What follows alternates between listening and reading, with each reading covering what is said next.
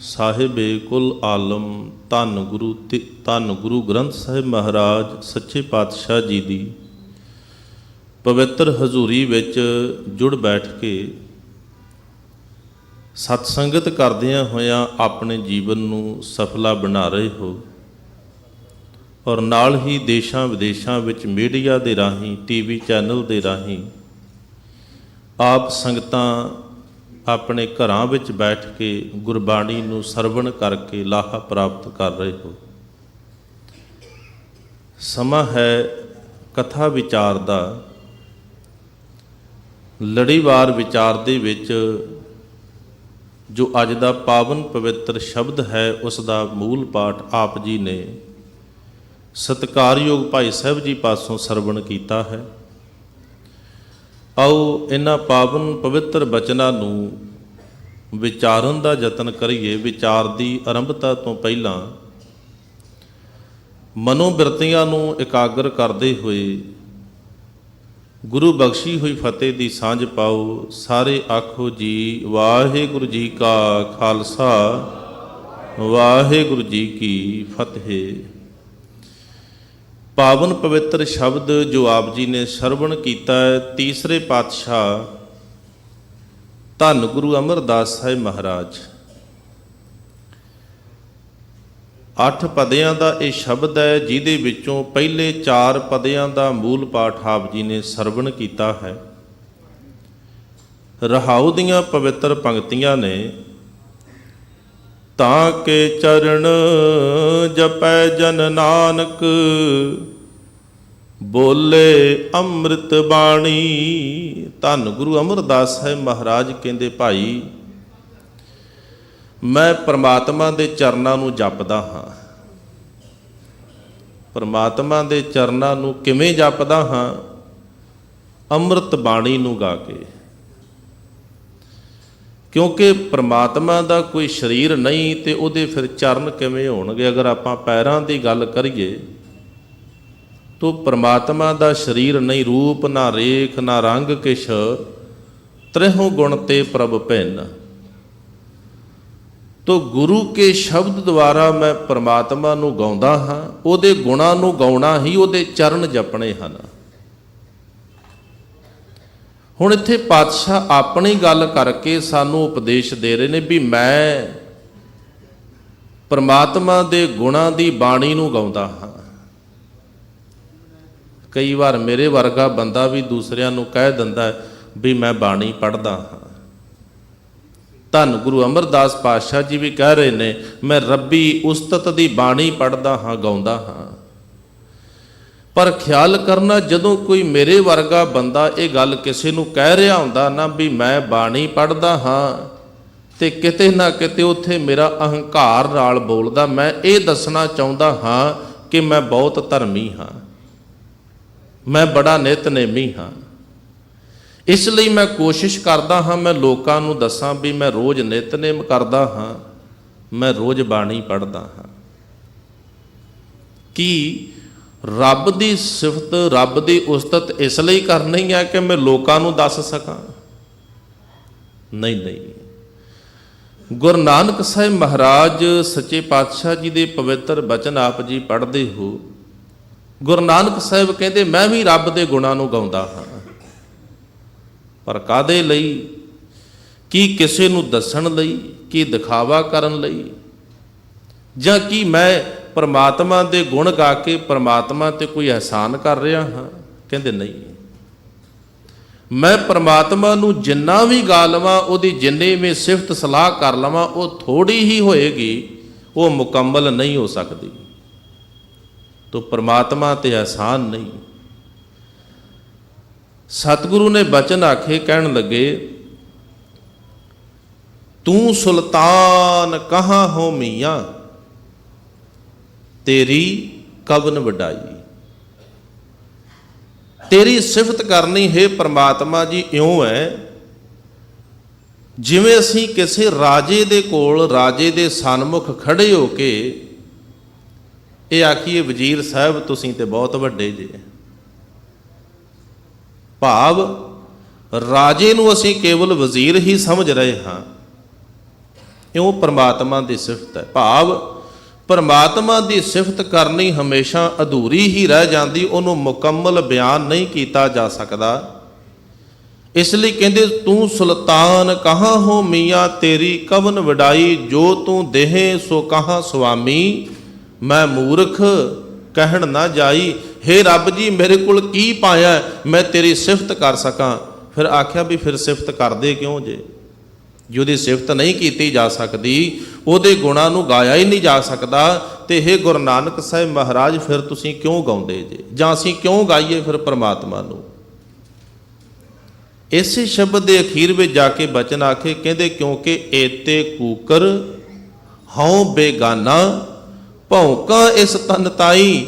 ਕਹਿੰਦੇ ਮੈਂ ਰੱਬ ਨੂੰ ਇਸ ਲਈ ਪੁਕਾਰ ਰਿਹਾ ਹਾਂ ਕਿਉਂਕਿ ਮੈਂ ਜਦੋਂ ਸੰਸਾਰ ਵਿੱਚ ਆਪਣਾ ਜੀਵਨ ਜਿਉਂਦਾ ਹਾਂ ਨਾ, ਤੇ ਮੈਨੂੰ ਵਿਕਾਰਾਂ ਰੂਪੀ ਕੁੱਤੇ ਘੇਰ ਲੈਂਦੇ ਨੇ ਚਾਰਾਂ ਪਾਸੋਂ। ਠੀਕ ਇਸ ਤਰ੍ਹਾਂ ਜਿਵੇਂ ਕੋਈ ਇਨਸਾਨ ਕਿਸੇ ਦੇ ਘਰ ਵਿੱਚ ਜਾਵੇ ਤੇ ਅੱਗੋਂ ਕੁੱਤਾ ਪੈ ਜੇ, ਅਕਸਰ ਕੁੱਤੇ ਦਾ ਸੁਭਾਅ ਹੁੰਦਾ ਹੈ ਜੀ, ਕੂਕਰ ਦਾ ਸੁਭਾਅ ਹੈ, ਉਹ ਅਣਜਾਣ ਬੰਦੇ ਨੂੰ ਵੇਖ ਕੇ ਉਹਨੂੰ ਕੱਟਣ ਪਏਗਾ। ਤੇ ਜਦੋਂ ਕੋਈ ਕਿਸੇ ਦੇ ਘਰ ਗਿਆ ਤੇ ਅੱਗੋਂ ਕੁੱਤਾ ਪੈ ਗਿਆ, ਉਹਨੇ ਕੱਟਣ ਲਈ ਉਹਦੇ ਪਿੱਛੇ ਦੌੜਿਆ, ਉਹਨੇ ਆਵਾਜ਼ ਦਿੱਤੀ ਘਰ ਦੇ ਮਾਲਕ ਨੂੰ, ਭਲਿਆ ਆਪਣੇ ਕੁੱਤੇ ਨੂੰ ਸੰਭਾਲ, ਮੈਨੂੰ ਕੱਟਣ ਆ ਰਿਹਾ। ਹੁਣ ਉਹ ਘਰ ਦੇ ਮਾਲਕ ਦੇ ਅੱਗੇ ਪੁਕਾਰ ਕਰਨੀ, ਉਹਨੂੰ ਆਵਾਜ਼ ਮਾਰਨੀ ਕੋਈ ਅਹਿਸਾਨ ਨਹੀਂ, ਉਹ ਇਸ ਲਈ ਆਵਾਜ਼ ਮਾਰ ਰਿਹਾ ਤਾਂ ਕਿ ਇਹ ਕੁੱਤੇ ਮੈਨੂੰ ਕੱਟ ਨਾ ਲੈਣ। ਕਹਿੰਦੇ ਠੀਕ ਇਉਂ ਹੀ ਜਦੋਂ ਅਸੀਂ ਸੰਸਾਰ ਵਿੱਚ ਜੀਵਨ ਜਿਉਂਦੇ ਹਾਂ ਤੇ ਸਾਡੇ ਚੌਗਿਰਦੇ 5 ਕੂਕਰ ਨੇ, ਕਾਮ, ਕ੍ਰੋਧ, ਲੋਭ, ਮੋਹ, ਅਹੰਕਾਰ। ਇਹ ਸਾਡੇ ਮਗਰ ਪੈਂਦੇ ਨੇ ਜੀ, ਇਹ ਸਾਨੂੰ ਪਰਮਾਤਮਾ ਤੋਂ ਦੂਰ ਭਜਾਉਂਦੇ ਨੇ। ਪਰ ਹੇ ਮਾਲਕ ਮੈਂ ਇਸ ਲਈ ਤੈਨੂੰ ਪੁਕਾਰਦਾ ਹਾਂ ਤਾਂ ਕਿ ਇਹਨਾਂ ਕੁੱਤਿਆਂ ਤੋਂ ਮੈਂ ਬਚ ਸਕਾਂ, ਇਹਨਾਂ ਵਿਕਾਰਾਂ ਤੋਂ ਮੇਰਾ ਬਚਾਅ ਹੋ ਸਕੇ। ਹੁਣ ਅਰਜ਼ ਮੈਂ ਇਹ ਕਰ ਰਿਹਾ ਸੀ ਵੀ ਲੋਕ ਮੇਰੇ ਵਰਗੇ ਜਦੋਂ ਬਾਣੀ ਪੜ੍ਹਦੇ ਨੇ ਤੇ ਲੋਕਾਂ ਨੂੰ ਦੱਸਣ ਦਾ ਭਾਵ ਇਹ ਹੁੰਦਾ ਹੈ ਵੀ ਮੈਂ ਬਹੁਤ ਧਰਮੀ ਹਾਂ, ਮੈਂ ਨਿਤਨੇਮੀ ਹਾਂ। ਪਰ ਧੰਨ ਗੁਰੂ ਅਮਰਦਾਸ ਸਾਹਿਬ ਮਹਾਰਾਜ ਇਸ ਲਈ ਕਹਿ ਰਹੇ ਨੇ, ਭਲਿਆ ਜਿਸ ਮਾਲਕ ਦਾ ਮੈਂ ਆਸਰਾ ਲਿਆ ਤੂੰ ਵੀ ਉਸੇ ਮਾਲਕ ਦਾ ਆਸਰਾ ਤੱਕ। ਮੈਂ ਤੇ ਉਸੇ ਮਾਲਕ ਦੇ ਆਸਰੇ ਜਿਉ ਰਿਹਾ, ਮੈਂ ਉਸ ਮਾਲਕ ਦੀ ਸਿਫਤ ਕਰਦਾ ਹਾਂ, ਤੂੰ ਵੀ ਉਸੇ ਮਾਲਕ ਦੀ ਸਿਫਤ ਵਿੱਚ ਜੁੜ ਤਾਂ ਕਿ ਤੇਰਾ ਵੀ ਉਸ ਵਾਹਿਗੁਰੂ ਪਰਮਾਤਮਾ ਨਾਲ ਮਿਲਾਪ ਹੋ ਜਾਏ, ਤੇਰਾ ਵੀ ਜੀਵਨ ਸਫਲ ਹੋ ਜਾਏ। ਪਾਤਸ਼ਾਹ ਸਾਨੂੰ ਉਪਦੇਸ਼ ਕਰਨ ਲਈ ਆਪਣੇ ਜੀਵਨ ਦੀ ਬਾਤ ਸਮਝਾ ਰਹੇ ਨੇ। ਅਸੀਂ ਵੀ ਗੁਰੂ ਕੋਲ ਆਏ, ਅਸੀਂ ਵੀ ਬਾਣੀ ਪੜ੍ਹੀ, ਸਤਿਗੁਰੂ ਕਿਰਪਾ ਕਰਨ ਅਸੀਂ ਹੋਰ ਬਾਣੀ ਪੜ੍ਹੀਏ। ਔਰ ਜਦੋਂ ਅਸੀਂ ਗੁਰੂ ਕੀ ਬਾਣੀ ਪੜ੍ਹਦੇ ਹਾਂ, ਰੱਬ ਦੀ ਸਿਫਤ ਕਰਦੇ ਹਾਂ, ਫਿਰ ਉਸ ਤੋਂ ਬਾਅਦ ਆਪਾਂ ਅਰਦਾਸ ਵੀ ਕਰਦੇ ਹਾਂ, ਹੇ ਮਾਲਕ, ਹੇ ਪ੍ਰਮਾਤਮਾ ਜੀ, ਤੁਹਾਡੀ ਕਿਰਪਾ ਦੇ ਨਾਲ ਬਾਣੀ ਪੜ੍ਹੀ ਗਈ ਹੈ, ਬਾਣੀ ਪੜ੍ਹੀ ਸੁਣੀ ਪ੍ਰਵਾਨ ਕਰ ਲੈਣੀ। ਅਸੀਂ ਅਰਦਾਸ ਕਰ ਦਿੱਤੀ ਗੁਰੂ ਦੇ ਚਰਨਾਂ ਵਿੱਚ। ਹੁਣ ਗੁਰੂ ਨੇ ਸਾਡੀ ਅਰਦਾਸ ਪ੍ਰਵਾਨ ਕੀਤੀ ਹੈ ਕਿ ਨਹੀਂ, ਇਹ ਵੇਖਣਾ ਬੜਾ ਜ਼ਰੂਰੀ ਹੈ ਕਿ ਜੋ ਅਸੀਂ ਬਾਣੀ ਪੜ੍ਹੀ ਹੈ ਉਹ ਪ੍ਰਵਾਨ ਹੋਈ ਕਿ ਨਹੀਂ ਹੋਈ। ਇਹਦੇ ਵੱਲ ਧਿਆਨ ਦੇਣਾ ਬਹੁਤ ਜ਼ਰੂਰੀ ਹੈ। ਤੇ ਪਾਤਸ਼ਾਹ ਨੂੰ ਪੁੱਛੀਏ ਜਦੋਂ ਵੀ ਸਤਿਗੁਰੂ ਜੀ ਕਿਰਪਾ ਕਰਕੇ ਸਾਨੂੰ ਦੱਸੋ ਵੀ ਜੋ ਅਸੀਂ ਬਾਣੀ ਪੜ੍ਹੀ ਹੈ ਤੁਹਾਡੇ ਦਰ ਤੇ ਪ੍ਰਵਾਨ ਹੋ ਗਈ। ਅਸੀਂ ਸੰਗਤ ਵਿੱਚ ਆਏ ਹਾਂ, ਅਸੀਂ ਵੀ ਅਰਦਾਸ ਕੀਤੀ, ਸਤਿਕਾਰਯੋਗ ਭਾਈ ਸਾਹਿਬ ਜੀ ਵੀ ਅਰਦਾਸ ਕਰਦੇ ਵੀ ਸਭ ਦੀ ਹਾਜ਼ਰੀ ਗੁਰੂ ਸਾਹਿਬ ਜੀ ਆਪਣੇ ਦਰ ਤੇ ਪ੍ਰਵਾਨ ਕਰਨੀ, ਕਿ ਸਾਡੀ ਹਾਜ਼ਰੀ, ਕਿ ਸਾਡੀ ਕੀਤੀ ਹੋਈ ਪ੍ਰਮਾਤਮਾ ਦੀ ਸਿਫਤ, ਕਿ ਸਾਡੀ ਪੜ੍ਹੀ ਹੋਈ ਬਾਣੀ, ਕਿ ਸਾਡੀ ਕੀਤੀ ਹੋਈ ਸੇਵਾ ਗੁਰੂ ਦੇ ਦਰ ਤੇ ਪ੍ਰਵਾਨ ਹੋ ਗਈ। ਸਤਿਗੁਰੂ ਨੇ ਸਾਨੂੰ ਬਾਣੀ ਦੇ ਰਾਹੀਂ ਉਪਦੇਸ਼ ਦਿੱਤਾ, ਬੜਾ ਸੌਖਾ ਤਰੀਕਾ ਦੱਸ ਦਿੱਤਾ। ਕਹਿੰਦੇ ਜੇ ਵੇਖਣਾ ਨਾ ਵੀ ਤੇਰੀ ਕੀਤੀ ਹੋਈ ਸੰਗਤ, ਕੀਤੀ ਹੋਈ ਸੇਵਾ ਪ੍ਰਵਾਨ ਹੋਈ ਕਿ ਨਹੀਂ ਹੋਈ, ਤੂੰ ਆਪਣੇ ਜੀਵਨ ਵੱਲ ਵੇਖ ਲਈ। ਕੀ ਵੇਖਣਾ? ਸਾਹਿਬ ਜੀ ਕਹਿੰਦੇ ਸੇਵਕ ਸਿੱਖ ਪੂਜਨ ਸਭ ਆਵਹਿ, ਸਭ ਗਾਵੈ ਹਰ ਹਰ ਊਤਮ ਬਾਣੀ। ਗਾਵਿਆ ਸੁਣਿਆ ਤਿਨ ਕਾ ਹਰ ਥਾਏ ਪਾਵੈ। ਜਿਨ ਸਤਿਗੁਰ ਕੀ ਆਗਿਆ ਸਤ ਸਤ ਕਰ ਮਾਨੀ। ਗੁਰੂ ਦੇ ਦਰ ਤੇ ਕੋਈ ਸੇਵਕ ਬਣ ਕੇ ਆਉਂਦਾ ਹੈ, ਕੋਈ ਆਪਣੇ ਘਰੋਂ ਇਸ ਲਈ ਤੁਰਿਆ ਵੀ ਮੈਂ ਗੁਰਦੁਆਰਾ ਸੀਸਗੰਜ ਸਾਹਿਬ ਜਾ ਕੇ ਜੋੜਿਆਂ ਦੀ ਸੇਵਾ ਕਰਨੀ ਹੈ। ਕੋਈ ਇਸ ਲਈ ਆਪਣੇ ਘਰੋਂ ਤੁਰਿਆ ਮੈਂ ਲੰਗਰਾਂ ਦੀ ਸੇਵਾ ਕਰਨੀ ਹੈ। ਕੋਈ ਇਸ ਲਈ ਤੁਰਿਆ ਮੈਂ ਸਫਾਈ ਦੀ, ਝਾੜੂ ਦੀ, ਪੋਚੇ ਦੀ ਸੇਵਾ ਕਰਨੀ ਗੁਰੂ ਤੇਗ ਬਹਾਦਰ ਪਾਤਸ਼ਾਹ ਜੀ ਦੇ ਦਰ ਤੇ ਜਾ ਕੇ। ਕੋਈ ਇਸ ਲਈ ਤੁਰਿਆ ਮੈਂ ਗੁਰੂ ਦੀ ਗੋਦ ਵਿੱਚ ਬੈਠ ਕੇ ਗੁਰਬਾਣੀ ਦਾ ਕੀਰਤਨ ਸਰਵਣ ਕਰਨਾ ਹੈ, ਮੈਂ ਬਾਣੀ ਪੜ੍ਹਨੀ ਹੈ। ਪਾਤਸ਼ਾਹ ਕਹਿੰਦੇ ਸਾਰੇ ਆਏ ਨੇ, ਪਰ ਖਿਆਲ ਕਰਨਾ ਉਹਨਾਂ ਦਾ ਪੜ੍ਹਨਾ ਸੁਣਨਾ ਤੇ ਕੀਤੀ ਹੋਈ ਸੇਵਾ ਸਫਲ ਆ, ਜਿਨ੍ਹਾਂ ਨੇ ਗੁਰੂ ਦੇ ਬਚਨਾਂ ਨੂੰ ਸੱਤ ਕਰਕੇ ਆਪਣੇ ਜੀਵਨ ਵਿੱਚ ਕਮਾ ਲਿਆ। ਸੋ ਜਿੱਥੇ ਅਸੀਂ ਬਾਣੀ ਪੜ੍ਹਨੀ ਹੈ ਉੱਥੇ ਗੁਰੂ ਦੇ ਬਚਨਾਂ ਨੂੰ ਆਪਣੇ ਜੀਵਨ ਵਿੱਚ ਕਮਾਉਣਾ ਬੜਾ ਜ਼ਰੂਰੀ ਹੈ। ਸੋ ਸਿੱਖ ਸਖਾ ਬੰਧਪ ਹੈ ਭਾਈ, ਜੇ ਗੁਰ ਕੇ ਭਾਣੇ ਵਿੱਚ ਆਵੈ। ਆਪਣੇ ਭਾਣੇ ਜੋ ਚੱਲੇ ਭਾਈ, ਵਿਛੜ ਚੋਟਾਂ ਖਾਵੇ। ਗੁਰੂ ਦੇ ਭਾਣੇ ਵਿੱਚ ਚੱਲਣਾ। ਧੰਨ ਗੁਰੂ ਅਮਰਦਾਸ ਸਾਹਿਬ ਮਹਾਰਾਜ ਅੱਜ ਕਿਰਪਾ ਕਰਦੇ, ਕਹਿੰਦੇ ਤਾਂ ਕੇ ਚਰਨ ਜਪੈ ਜਨ ਨਾਨਕ। ਜਨ ਨਾਨਕ ਉਸ ਪ੍ਰਮਾਤਮਾ ਦੇ ਚਰਨਾਂ ਨੂੰ ਜਪਦਾ ਹੈ। ਬੋਲੇ ਅੰਮ੍ਰਿਤ ਬਾਣੀ, ਨਾਲੇ ਉਸ ਪ੍ਰਮਾਤਮਾ ਦੀ ਅੰਮ੍ਰਿਤ ਬਾਣੀ ਨੂੰ, ਉਹਦੀ ਸਿਫਤ ਸਲਾਹ ਨੂੰ ਬੋਲਦਾ ਹੈ, ਗਾਉਂਦਾ ਹੈ। ਇਸ ਸ਼ਬਦ ਦੀ ਆਰੰਭਤਾ ਪਾਤਸ਼ਾਹ ਇੱਥੋਂ ਕਰਦੇ ਨੇ, ਸ਼ਾਸਤ ਵੇਦ ਸਿਮਰਤ ਸਰ ਤੇਰਾ, ਸੁਰਸਰੀ ਚਰਨ ਸਮਾਣੀ। ਸ਼ਬਦ ਦੇ ਉੱਪਰ ਜੋ ਸਿਰਲੇਖ ਹੈ ਆਸਾ ਮਹੱਲਾ ਤੀਜਾ, ਤੀਸਰੇ ਪਾਤਸ਼ਾਹ ਦੀ ਬਾਣੀ ਆਸਾ ਰਾਗ ਦੇ ਵਿੱਚ 8 ਪਦਿਆਂ ਵਾਲੀ ਅਸ਼ਟਪਦੀ, ਘਰ ਦੂਜਾ। ਇਹ ਸੰਗੀਤ ਲਈ ਹਿਦਾਇਤ ਹੈ। ਇੱਕ ਓੰਕਾਰ ਸਤਿਗੁਰ ਪ੍ਰਸਾਦ, ਪਰਮਾਤਮਾ ਮਿਲਦਾ ਹੈ ਗੁਰੂ ਦੀ ਕਿਰਪਾ ਨਾਲ, ਜੋ ਇੱਕ ਹੈ, ਜਿਹਦਾ ਸਾਰਾ ਪਸਾਰਾ ਹੈ। ਕਿਵੇਂ ਮਿਲੇਗਾ ਜੀ? ਕਹਿੰਦੇ ਜਦੋਂ ਪਰਮਾਤਮਾ ਦੀ ਸਿਫਤ ਸਲਾਹ ਦੀ ਬਾਣੀ ਗਾਈ ਤੇ ਫਿਰ ਪਰਮਾਤਮਾ ਦੀ ਬਾਣੀ, ਪਰਮਾਤਮਾ ਦਾ ਨਾਮ ਹੀ ਸਾਡੇ ਲਈ ਅੰਮ੍ਰਿਤ ਸਰੋਵਰ ਬਣ ਗਿਆ। ਦੁਨੀਆ ਦੇ ਵਿੱਚ ਬਹੁਤ ਸਾਰੇ ਧਾਰਮਿਕ ਗ੍ਰੰਥ ਹਨ, ਜਿਨ੍ਹਾਂ ਦੇ ਵਿੱਚੋਂ ਸਭ ਜੀ ਇੱਥੇ ਬਚਨ ਕਰਦੇ ਨੇ, ਸ਼ਾਸਤ ਵੇਦ ਸਿਮਰਤ। ਸ਼ਾਸਤਰ, ਵੇਦ, ਸਿਮਰਤੀਆਂ, ਇਹਨਾਂ ਤੋਂ ਇਲਾਵਾ ਹੋਰ ਵੀ ਬਹੁਤ ਸਾਰੇ ਧਾਰਮਿਕ ਗ੍ਰੰਥ ਨੇ। ਹੁਣ ਇੱਥੇ ਮਸਲਾ ਇਹ ਨਹੀਂ ਵੀ ਕਿੰਨੇ ਸ਼ਾਸਤਰ ਨੇ, ਕਿੰਨੀਆਂ ਸਿਮਰਤੀਆਂ, ਕਿੰਨੇ ਵੇਦ, ਗਿਣਤੀਆਂ ਮਿਣਤੀਆਂ ਦੀ ਗੱਲ ਨਹੀਂ। ਇੱਥੇ ਗੱਲ ਹੈ ਵੀ ਮੈਂ ਇੱਕ ਨਾਮ ਨੂੰ, ਇੱਕ ਬਾਣੀ ਨੂੰ ਆਪਣੇ ਜੀਵਨ ਦਾ ਆਧਾਰ ਬਣਾਇਆ। ਕਹਿੰਦੇ ਦੁਨੀਆ ਦੇ ਵਿੱਚ ਬਹੁਤ ਸਾਰੇ ਧਾਰਮਿਕ ਗ੍ਰੰਥ ਹਨ, ਪਰ ਮੇਰੇ ਲਈ ਸਰ ਤੇਰਾ, ਸਰ ਮਨੇ ਸਰੋਵਰ। ਮੇਰੇ ਲਈ ਪਰਮਾਤਮਾ ਦੀ ਸਿਫਤ ਹੀ ਉਹ ਅੰਮ੍ਰਿਤ ਸਰੋਵਰ ਹੈ। ਸੁਰਸਰੀ ਚਰਨ ਸਮਾਣੀ, ਸੁਰਸਰੀ ਤੋਂ ਭਾਵ ਹੈ ਗੰਗਾ। ਨਾਮ ਜਪਣਾ ਹੀ ਮੇਰੇ ਲਈ ਗੰਗਾ ਦਾ ਇਸ਼ਨਾਨ ਹੈ, ਤੀਰਥ ਦਾ ਇਸ਼ਨਾਨ ਹੈ। ਬੜੇ ਲੋਕ ਇਸ ਮਨੌਤ ਨੂੰ ਲੈ ਕੇ ਵੱਖ-ਵੱਖ ਗੰਗਾ ਤੀਰਥਾਂ ਤੇ ਜਾਂਦੇ ਨੇ ਕਿ ਉੱਥੇ ਜਾ ਕੇ ਸਾਰੇ ਪਾਪ ਧੋਤੇ ਜਾਂਦੇ ਨੇ, ਮਨੁੱਖ ਦਾ ਜੀਵਨ ਸਫਲ ਹੋ ਜਾਂਦਾ, ਪਾਪਾਂ ਦੀ ਮੈਲ ਧੋਤੀ ਜਾਂਦੀ ਹੈ। ਧੰਨ ਗੁਰੂ ਨਾਨਕ ਸਾਹਿਬ ਮਹਾਰਾਜ ਸੱਚੇ ਪਾਤਸ਼ਾਹ ਜੀ ਨੂੰ ਪੁੱਛੀਏ ਵੀ ਤੀਰਥਾਂ ਤੇ ਜਾਣਾ ਚਾਹੀਦਾ ਹੈ, ਤੇ ਗੁਰੂ ਨਾਨਕ ਪਾਤਸ਼ਾਹ ਕਹਿੰਦੇ ਹਾਂ ਬਹੁਤ ਜ਼ਰੂਰੀ ਹੈ ਤੀਰਥਾਂ ਤੇ ਜਾਣਾ, ਤੇ ਕਹਿੰਦੇ ਮੈਂ ਵੀ ਤੀਰਥ ਤੇ ਜਾਂਦਾ ਹਾਂ। ਪਾਤਸ਼ਾਹ ਜੀ ਸਾਨੂੰ ਵੀ ਦੱਸੋ ਵੀ ਕਿਹੜੇ ਤੀਰਥ ਤੇ ਜਾਈਏ। ਦੁਨੀਆ ਦੇ ਵਿੱਚ ਅਗਰ ਸਭ ਤੋਂ ਸ੍ਰੇਸ਼ਟ ਕੋਈ ਤੀਰਥ ਹੈ, ਕੋਈ ਗੰਗਾ ਹੈ, ਉਹ ਕਿਹੜਾ ਤੀਰਥ ਆ? ਤੇ ਗੁਰੂ ਨਾਨਕ ਪਾਤਸ਼ਾਹ ਨੇ ਕਿਰਪਾ ਕੀਤੀ, ਕਹਿੰਦੇ ਤੀਰਥ ਨਾਵਣ ਜਾਓ, ਤੀਰਥ ਨਾਮ ਹੈ, ਤੀਰਥ ਸ਼ਬਦ ਵਿਚਾਰ, ਅੰਤਰ ਗਿਆਨ ਹੈ। ਕਹਿੰਦੇ ਦੁਨੀਆ ਦੇ ਵਿੱਚ ਸਭ ਤੋਂ ਪਵਿੱਤਰ ਅਗਰ ਕੋਈ ਤੀਰਥ ਹੈ, ਕੋਈ ਗੰਗਾ ਹੈ, ਉਹ ਹੈ ਵਾਹਿਗੁਰੂ ਪ੍ਰਮਾਤਮਾ ਦਾ ਨਾਮ, ਉਹ ਹੈ ਗੁਰੂ ਕਾ ਸ਼ਬਦ, ਗੁਰੂ ਕੀ ਬਾਣੀ।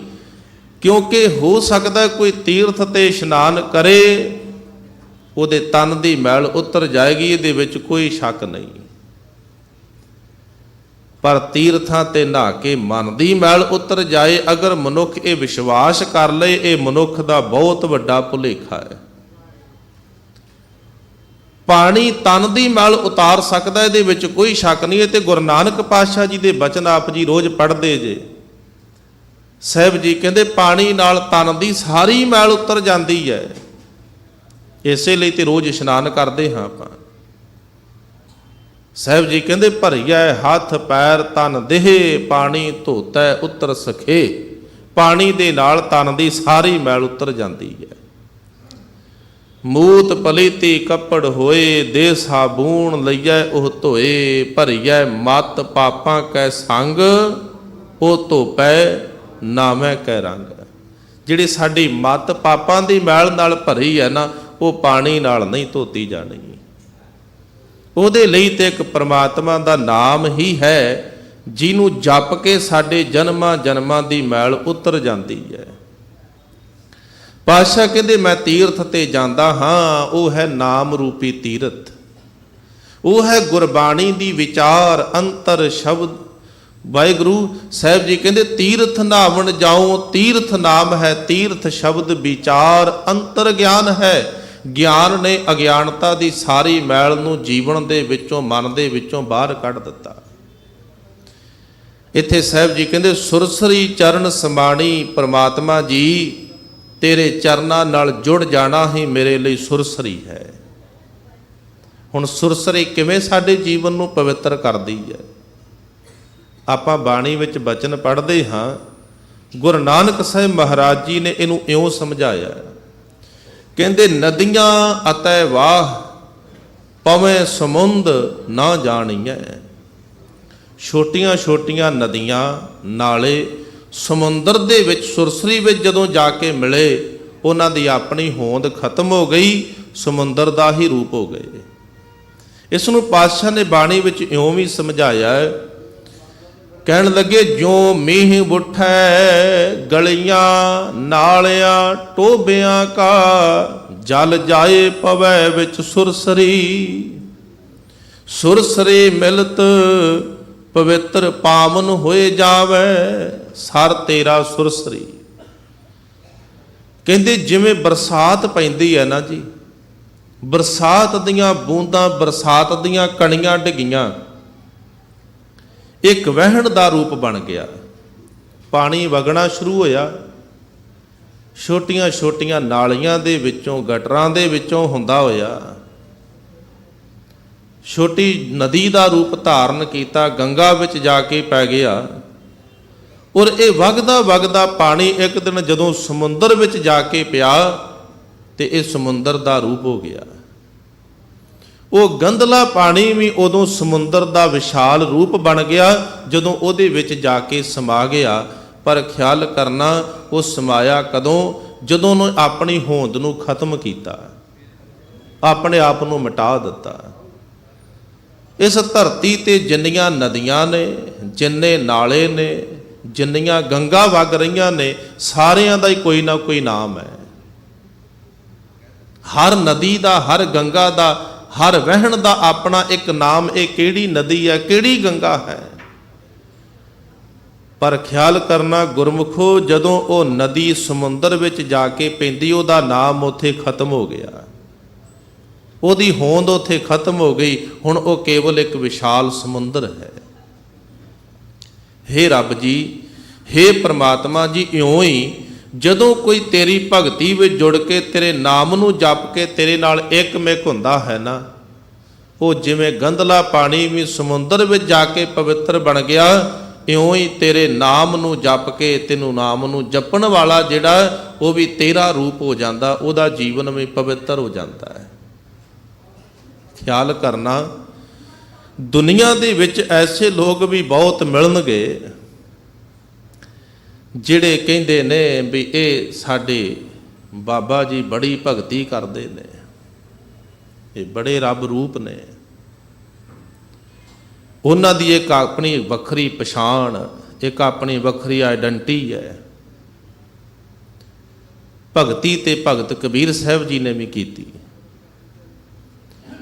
ਖਿਆਲ ਕਰਨਾ, ਜਿਹੜਾ ਇਨਸਾਨ ਆਪਣੀ ਇੱਕ ਵੱਖਰੀ ਹਸਤੀ, ਇੱਕ ਵੱਖਰਾ ਰੱਬ ਬਣ ਕੇ ਬਹਿ ਜਾਏ, ਉਹ ਰੱਬ ਰੂਪ ਤੇ ਨਹੀਂ ਹੋ ਸਕਦਾ, ਉਹ ਰੱਬ ਦਾ ਸ਼ਰੀਕ ਜ਼ਰੂਰ ਹੋ ਸਕਦਾ ਹੈ।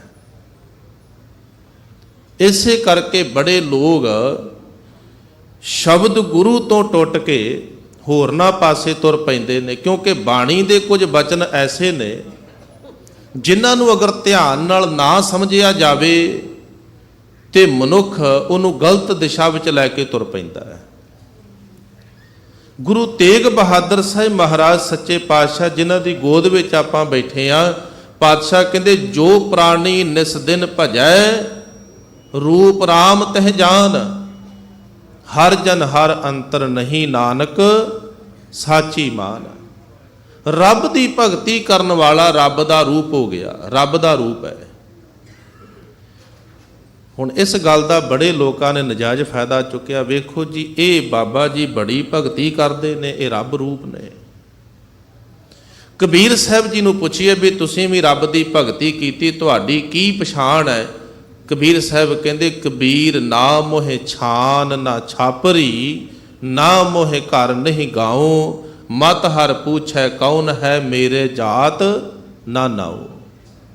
ਆਪਣੀ ਹਸਤੀ ਨੂੰ ਬਿਲਕੁਲ ਮਿਟਾ ਦਿੱਤਾ, ਔਰ ਸੱਚ ਹੈ ਜਿਹੜਾ ਤੁਹਾਨੂੰ ਜੋੜੇ ਪ੍ਰਮਾਤਮਾ ਦੇ ਨਾਲ, ਵਾਕਿਆ ਹੀ ਸਮਝ ਲੈਣਾ ਉਹ ਗੁਰਮੁਖ ਹੈ। ਪਰ ਜਦੋਂ ਕੋਈ ਰੱਬ ਨਾਲੋਂ ਤੋੜਨ ਦੀ ਗੱਲ ਕਰੇ, ਉਹ ਗੁਰਮੁਖ ਨਹੀਂ ਹੋ ਸਕਦਾ। ਜਿਹੜਾ ਆਪ ਰੱਬ ਦੇ ਨਾਲ ਜੁੜਿਆ ਉਹ ਤੁਹਾਨੂੰ ਵੀ ਰੱਬ ਦੇ ਨਾਲ ਜੋੜ ਦੇਗਾ। ਪਾਤਸ਼ਾਹ ਨੇ ਤੇ ਆਖਿਆ, ਕਹਿੰਦੇ ਗੁਰਮੁਖ ਸੋ ਕਰ ਦੋਸਤੀ, ਸਤਿਗੁਰ ਸਿਉ ਲਾਏ ਚਿੱਤ। ਤੂੰ ਗੁਰਮੁਖਾਂ ਦੀ ਸੰਗਤ ਕਰਿਆ ਕਰ, ਜਿਹੜੇ ਵਿਸ਼ਾਲ ਸਮੁੰਦਰ ਦਾ ਰੂਪ ਬਣ ਗਏ ਨੇ, ਜਿਹੜੇ ਰੱਬ ਰੂਪ ਹੋ ਗਏ, ਤੈਨੂੰ ਵੀ ਰੱਬ ਰੂਪ ਬਣਾ ਦੇਣਗੇ। ਇਸ ਲਈ ਕਬੀਰ ਸਾਹਿਬ ਨੇ ਆਪਣੀ ਹਸਤੀ ਨੂੰ ਮਿਟਾ ਦਿੱਤਾ, ਕਹਿਣ ਲੱਗੇ ਮੈਂ ਕੁਝ ਵੀ ਨਹੀਂ, ਮੈਂ ਨਾਹੀ ਕਛ ਹਉ ਨਹੀਂ, ਕਿਛ ਆਹੇ ਨਾ ਮੋਰਾ, ਅਵਸਰ ਲੱਜਾ ਰਾਖ ਲਿਹੋ, ਸਦਨਾ ਜਨ ਤੋਰਾ। ਭਗਤ ਸਦਨਾ ਜੀ ਆਪਣੀ ਹਸਤੀ ਨੂੰ ਮਿਟਾ ਦਿੱਤਾ। ਸੋ ਜਿਹਨੇ ਆਪਣੀ ਹਸਤੀ ਨੂੰ ਮਿਟਾ ਦਿੱਤਾ, ਉਹ ਫਿਰ ਸੁਰਸਰੀ ਚਰਨ ਸਮਾਣੀ, ਉਹ ਸਮੁੰਦਰ ਦਾ ਰੂਪ, ਪਰਮਾਤਮਾ ਦਾ ਰੂਪ ਹੋ ਗਿਆ। ਅਗਲੀ ਪੰਕਤੀ ਵਿੱਚ ਸਤਿਗੁਰੂ ਨੇ ਕਿਰਪਾ ਕੀਤੀ, ਕਹਿੰਦੇ ਸਾਖਾ ਤੀਨ ਮੂਲ ਮਤ ਰਾਵੈ, ਤੂੰ ਤਾਂ ਸਰਬ ਵਿਡਾਣੀ। ਕਹਿੰਦੇ ਦੁਨੀਆ ਦੇ ਕੁਝ ਲੋਕ, ਉਹਨਾਂ ਵਿੱਚ ਇਹ ਗੱਲ ਪ੍ਰਚਲਿਤ ਹੈ ਕਿ ਇਹ ਮਾਇਆ ਦਾ ਪਸਾਰਾ ਹੈ, ਮਾਇਆ ਦੇ ਤਿੰਨ ਰੂਪ ਨੇ, ਤਿੰਨ ਦੇਵਤੇ ਵੱਖਰੇ ਵੱਖਰੇ ਮਿਥ ਲਏ ਗਏ। ਇਹ ਜੀਵਨ ਦੇਣ ਵਾਲਾ ਹੈ, ਇਹ ਉਪਜੀਵਕਾ ਦੇਣ ਵਾਲਾ ਹੈ, ਇਹ ਮਾਰਨ ਵਾਲਾ ਹੈ।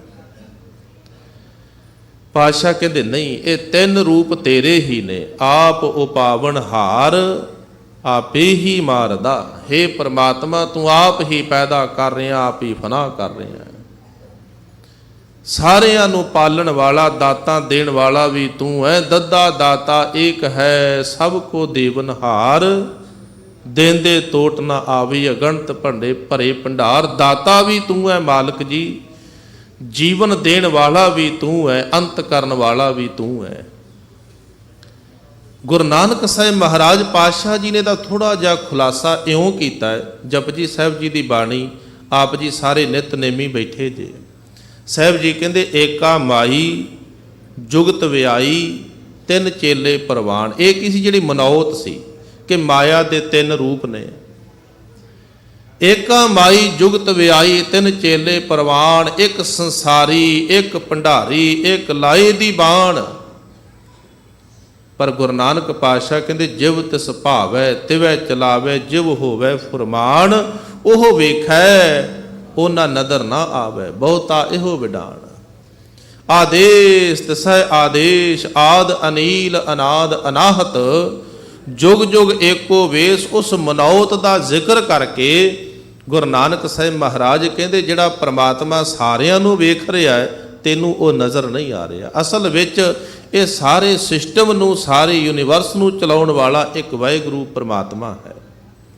ਸ਼ਾਖਾ ਤੀਨ, ਮਾਇਆ ਦੇ ਤਿੰਨ ਸ਼ਾਖਾ ਨੇ, ਰਜੋ ਗੁਣ, ਤਮੋ ਗੁਣ, ਸਤੋ ਗੁਣ। ਪਰ ਸਾਹਿਬ ਜੀ ਕਹਿੰਦੇ ਮੈਂ ਫਿਰ ਮਾਇਆ ਦਾ ਪੁਜਾਰੀ ਨਹੀਂ, ਮੂਲ ਮਤ ਰਾਵੈ। ਮੂਲ ਕੀ ਹੈ? ਪ੍ਰਮਾਤਮਾ। ਖਿਆਲ ਕਰਨਾ, ਅਗਰ ਕਿਸੇ ਨੇ ਮੂਲ ਨੂੰ ਸਮਝ ਲਿਆ ਨਾ, ਉਹ ਮਨੁੱਖ ਫਿਰ ਕਦੇ ਭਟਕੇਗਾ ਨਹੀਂ। ਮੂਲ ਨੂੰ ਸਮਝਣਾ ਬੜਾ ਜ਼ਰੂਰੀ ਹੈ। ਮਨ ਤੂੰ ਜੋਤ ਸਰੂਪ ਹੈ, ਆਪਣਾ ਮੂਲ ਪਛਾਣ, ਮੇਰਾ ਮੂਲ ਕੀ ਹੈ। ਜਿਵੇਂ ਅਸੀਂ ਇੱਥੇ ਗੁਰੂ ਦੇ ਦਰਬਾਰ ਵਿੱਚ ਬੈਠੇ ਹਾਂ, ਲਾਈਟ ਚੱਲ ਰਹੀ ਹੈ।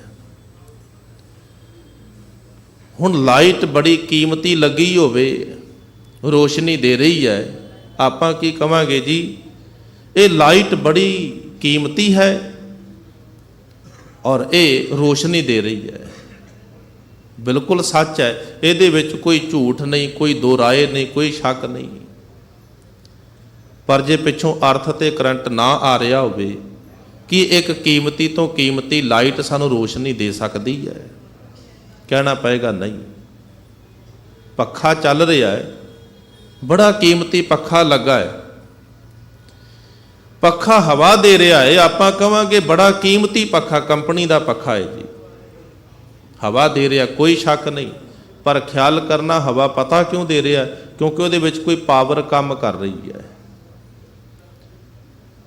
ਜਦੋਂ ਪਿੱਛੋਂ ਲਾਈਟ ਦਾ ਕਨੈਕਸ਼ਨ ਬੰਦ ਕਰ ਦਿੱਤਾ ਜਾਵੇ, ਇੱਕ ਕੀਮਤੀ ਤੋਂ ਕੀਮਤੀ ਪੱਖਾ ਵੀ ਹਵਾ ਦੇਣ ਦੀ ਤਾਕਤ ਨਹੀਂ ਰੱਖਦਾ। ਇਉਂ ਹੀ ਵਾਹਿਗੁਰੂ ਪ੍ਰਮਾਤਮਾ ਜੀ ਦੀ ਜੋਤ ਹਰ ਥਾਂ ਤੇ ਵਰਤ ਰਹੀ ਹੈ। ਸਭ ਮਹਿ ਜੋਤ, ਜੋਤ ਹੈ ਸੋਏ, ਤਿਸ ਦਾ ਚਾਨਣ ਸਭ ਮਹਿ ਚਾਨਣ ਹੋਏ। ਉਹ ਸਾਡਾ ਮੂਲ ਹੈ। ਅਗਰ ਅਸੀਂ ਇਸ ਗੱਲ ਨੂੰ ਸਮਝ ਲਵਾਂਗੇ ਤੇ ਸੱਚ ਹੈ, ਸਾਡੀ ਜ਼ਿੰਦਗੀ ਵਿੱਚ ਕਦੇ ਅਹੰਕਾਰ ਨਾਮ ਦੀ ਚੀਜ਼ ਨਹੀਂ ਆਏਗੀ। ਅਹੰਕਾਰ ਕਦੋਂ ਆਉਂਦਾ ਹੈ? ਜਦੋਂ ਮਨੁੱਖ ਇਹ ਸਮਝ ਲੈਂਦਾ ਵੀ ਮੈਂ ਕੁਝ ਕਰਦਾ ਹਾਂ, ਮੇਰੀ ਕੁਝ ਸਮਰੱਥਾ ਹੈ, ਮੇਰੀ ਕੁਝ ਪਾਵਰ ਹੈ, ਮੇਰੇ ਕੋਲ ਤਾਕਤ, ਮੈਂ ਕੁਝ ਕਰ ਸਕਦਾ। ਖਿਆਲ ਕਰਨਾ, ਜਿਨ੍ਹਾਂ ਨੇ ਵਾਹਿਗੁਰੂ ਪ੍ਰਮਾਤਮਾ ਦੀ ਭਗਤੀ ਕੀਤੀ ਨਾ, ਉਹਨਾਂ ਨੇ ਆਪਣੇ ਅਹੰਕਾਰ ਨੂੰ ਮਾਰਿਆ, ਕਿਉਂਕਿ ਅਹੰਕਾਰ ਹੀ ਤੇ ਸਾਡੇ ਤੇ ਪ੍ਰਮਾਤਮਾ ਦੇ ਦਰਮਿਆਨ ਵਿੱਚ ਇੱਕ ਦੀਵਾਰ ਬਣ ਕੇ ਖੜਾ ਹੈ। ਪ੍ਰਮਾਤਮਾ ਕੋਈ ਦੂਰ ਥੋੜਾ ਹੈ। ਸਿਆਣਿਆਂ ਦਾ ਇੱਕ ਕਥਨ ਹੈ ਕਿ ਕੰਧ ਪਿੱਛੇ ਪਰਦੇਸ। ਪਰਦੇਸ ਕਿੱਥੇ ਹੈ? ਪਰਦੇ ਦੇ ਪਿੱਛੇ। ਪ੍ਰਮਾਤਮਾ ਕਿੱਥੇ ਹੈ? ਸਦਾ ਅੰਗ ਸੰਗੇ ਅਭੰਗੰ ਬੇਬੂਤੇ। ਪ੍ਰਮਾਤਮਾ ਤੇ ਸਾਡੇ ਨਾਲ ਕਹਿ ਰਵਿਦਾਸ ਹਾਥ ਪੈ ਨਹੀਂ ਰਹੇ, ਉਹ ਤੇ ਸਾਡੇ ਹੱਥਾਂ ਪੈਰਾਂ ਤੋਂ ਵੀ ਨੇੜੇ, ਅੰਦਰ ਹੀ ਬੈਠਾ ਹੈ। ਫਿਰ ਕਾਰਨ ਕੀ? ਉਹ ਤੋਂ ਦੂਰੀ ਕਿਉਂ ਬਣੀ? ਕਿਉਂਕਿ ਵਿਚਕਾਰ ਅਸੀਂ ਪਰਦਾ ਖੜਾ ਕਰ ਦਿੱਤਾ, ਵਿੱਚ ਦੀਵਾਰ ਖੜੀ ਕਰ ਦਿੱਤੀ। ਉਹ ਦੀਵਾਰ ਕਿਹੜੀ ਹੈ? ਅਹੰਕਾਰ ਦੀ। ਔਰ ਖਿਆਲ ਕਰਨਾ, ਉਹ ਦੀਵਾਰ ਕੋਈ ਬਹੁਤ ਲੰਬੀ ਚੌੜੀ ਦੀਵਾਰ ਨਹੀਂ। ਪਰਮਾਤਮਾ ਕੋਈ ਬਹੁਤ ਦੂਰ ਨਹੀਂ। ਪਾਤਸ਼ਾਹ ਕਹਿੰਦੇ, ਭਾਂ ਬੀਰੀ ਕੇ ਪਾਤ ਪਾਰ ਦੋ ਬਿਨ ਪੇਖੇ ਦੂਰ ਆਇਓ। ਇੰਨਾ ਕੁ ਪੜਦਾ ਹੈ ਸਾਡੇ ਤੇ ਪ੍ਰਮਾਤਮਾ ਦੇ ਦਰਮਿਆਨ ਵਿੱਚ। ਜਿਵੇਂ ਤੁਸੀਂ ਇੱਕ ਤਿਤਲੀ ਵੇਖੀ ਹੋਏਗੀ, ਤਿਤਲੀ ਦੇ ਜਿਹੜੇ ਪਰ ਹੁੰਦੇ ਨੇ, ਖੰਭ ਕਿੰਨੇ ਕੁ ਮੋਟੇ ਹੁੰਦੇ ਨੇ, ਬਿਲਕੁਲ ਬਰੀਕ ਮਹੀਨ। ਸ਼ਾਇਦ ਉਹਨੂੰ ਪਕੜ ਲਈਏ ਤੇ ਉਹ ਭੁਰ ਜਾਣ, ਇੰਨੇ ਕੁ ਬਰੀਕ ਨੇ। ਕਹਿੰਦੇ ਬਸ ਇੰਨੀ ਕੁ ਦੂਰੀ ਹੈ ਤੇਰੀ ਔਰ ਪ੍ਰਮਾਤਮਾ ਦੀ, ਬਹੁਤ ਦੂਰ ਨਹੀਂ। ਇੱਕ ਹਉਮੈ ਦਾ ਪਰਦਾ ਹੈ ਜਿਹਨੇ ਤੈਨੂੰ ਪ੍ਰਮਾਤਮਾ ਤੋਂ ਵੱਖ ਕੀਤਾ ਹੋਇਆ ਹੈ। ਜੇ ਤੇਰੇ ਅੰਦਰੋਂ ਹਉਮੈ ਖਤਮ ਹੋ ਜਾਏ, ਪਰਦਾ ਦੂਰ ਹੋ ਜਾਏ, ਤੇ ਪੇਖਿਓ ਲਾਲਨ ਪਾਟ ਬੀਚ ਖੋਏ, ਆਨੰਦ ਚਤਾ ਹਰਖੇ ਪਤੀਨ। ਤੇਰੇ ਜੀਵਨ ਵਿੱਚ ਆਨੰਦ ਆ ਜਾਏ, ਤੂੰ ਆਪਣੇ ਮੂਲ ਨੂੰ ਪਛਾਣ ਲਏ। ਮੂਲ ਤੋਂ ਟੁੱਟ ਕੇ ਮਨੁੱਖ ਅਹੰਕਾਰੀ ਬਣਦਾ ਹੈ। ਖਿਆਲ ਕਰਨਾ, ਅਹੰਕਾਰੀ ਜਿਹੜਾ ਇਨਸਾਨ ਹੈ, ਉਹ ਗੁਰੂ ਨੂੰ, ਰੱਬ ਨੂੰ ਬਿਲਕੁਲ ਪਸੰਦ ਨਹੀਂ, ਬਿਲਕੁਲ ਪਸੰਦ ਨਹੀਂ। ਬਲਕਿ ਜਿੱਥੇ ਅਹੰਕਾਰ ਆ ਜੇ, ਕੋਈ ਇਨਸਾਨ ਆਖੇ ਵੀ ਮੇਰੇ ਕੋਲ ਬਹੁਤ ਗਿਆਨ ਹੈ, ਮੈਂ ਬੜੀ ਸਮਝ ਰੱਖਦਾ ਹਾਂ, ਮੇਰੇ ਕੋਲ ਧਰਮ ਦਾ ਗਿਆਨ ਹੈ, ਮੈਂ ਸੇਵਾ ਕਰਦਾ ਹਾਂ, ਪਰ ਜੇ ਅੰਦਰ ਅਹੰਕਾਰ ਹੈ ਤੇ ਸਾਹਿਬ ਜੀ ਕਹਿੰਦੇ ਖਿਆਲ ਕਰਨਾ, ਅਹੰਕਾਰੀਆਂ ਨਿੰਦਕਾਂ ਪਿੱਠ ਦੇ ਨਾਮ ਦੇਵ ਮੁਖ ਲਾਇਆ। ਜਿੱਧਰ ਅਹੰਕਾਰ ਪੈਦਾ ਹੋ ਗਿਆ, ਉਧਰ ਪ੍ਰਮਾਤਮਾ ਦੀ ਪਿੱਠ ਹਰ ਜੂ ਅਹੰਕਾਰ ਨਾ ਭਾਵਈ ਵੇਦ ਕੂਕ ਸੁਣਾਵੇ। ਰੱਬ ਨੂੰ ਅਹੰਕਾਰ ਪਸੰਦ ਨਹੀਂ। ਇਸ ਲਈ ਕਹਿੰਦੇ ਤੂੰ ਅਹੰਕਾਰ ਨੂੰ ਛੱਡ ਕੇ ਤੂੰ ਇਸ ਗੱਲ ਨੂੰ ਸਮਝ ਲਏ ਕਿ ਹੇ ਰੱਬ ਜੀ, ਅਸਲ ਵਿੱਚ ਹਰ ਥਾਂ ਤੇ ਤੂੰ ਵਰਤ ਰਿਹਾ ਹੈ। ਤੂੰ ਤਾਂ ਸਰਬ ਵਿਡਾਣੀ, ਇਹ ਸਾਰੇ ਕੌਤਕ ਤੇਰੇ ਹੀ ਹਨ। ਤੂੰ ਹੀ ਮੇਰੀ ਜ਼ਿੰਦਗੀ ਦਾ ਮੂਲ ਹੈ, ਤੂੰ ਹੀ ਸਾਰਿਆਂ ਨੂੰ ਪੈਦਾ ਕਰਨ ਵਾਲਾ ਹੈ। ਇਸ ਲਈ ਮੈਂ ਤੇਰੀ ਹੀ ਭਗਤੀ ਕਰਦਾ, ਤੇਰੀ ਹੀ ਸਿਫਤ ਕਰਦਾ ਹਾਂ। ਰਹਾਉ ਤੋਂ ਅਗਲੇ ਬਚਨ ਸਾਹਿਬ ਜੀ ਕਹਿੰਦੇ ਪ੍ਰਮਾਤਮਾ ਪਤਾ ਕਿੰਨਾ ਮਹਾਨ ਹੈ। 33 ਕਰੋੜੀ ਦਾਸ ਤੁਮਾਰੇ, ਰਿੱਧ ਸਿੱਧ ਪ੍ਰਾਣ ਆਧਾਰੀ।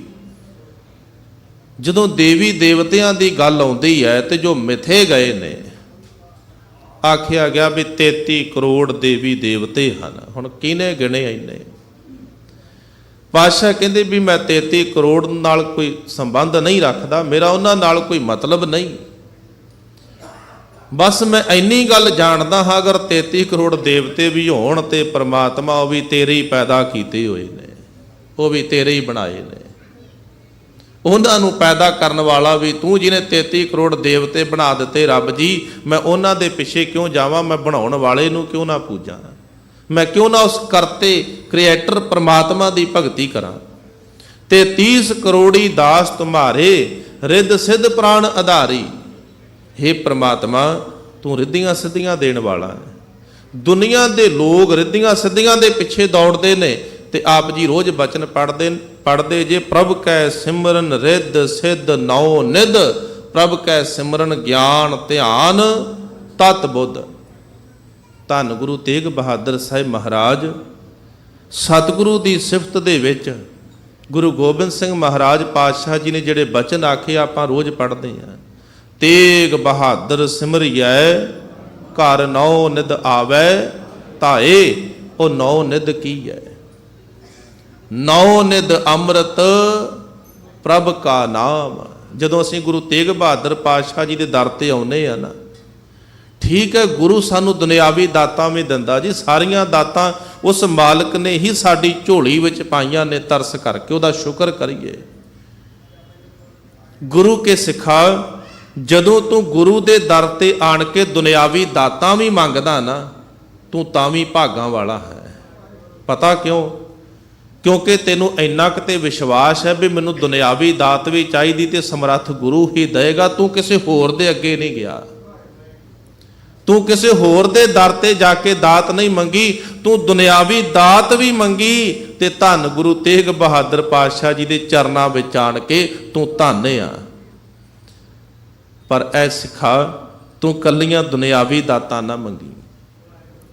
ਤੈਨੂੰ ਇਹ ਪਤਾ ਹੋਵੇ ਵੀ ਘਰ ਨੌ ਨਿਧ ਆਵੇ ਧਾਏ। ਪਦਾਰਥਾਂ ਦੀ ਗੱਲ ਤੇ ਹੈ ਹੀ, ਪਰ ਨੌ ਨਿਧ ਅੰਮ੍ਰਿਤ ਪ੍ਰਭ ਕਾ ਨਾਮ। ਸਭ ਤੋਂ ਵੱਡੀ ਦੌਲਤ, ਸਭ ਤੋਂ ਵੱਡਾ ਖਜ਼ਾਨਾ ਜੇ ਕੋਈ ਹੈ, ਉਹ ਹੈ ਵਾਹਿਗੁਰੂ ਪਰਮਾਤਮਾ ਦਾ ਨਾਮ।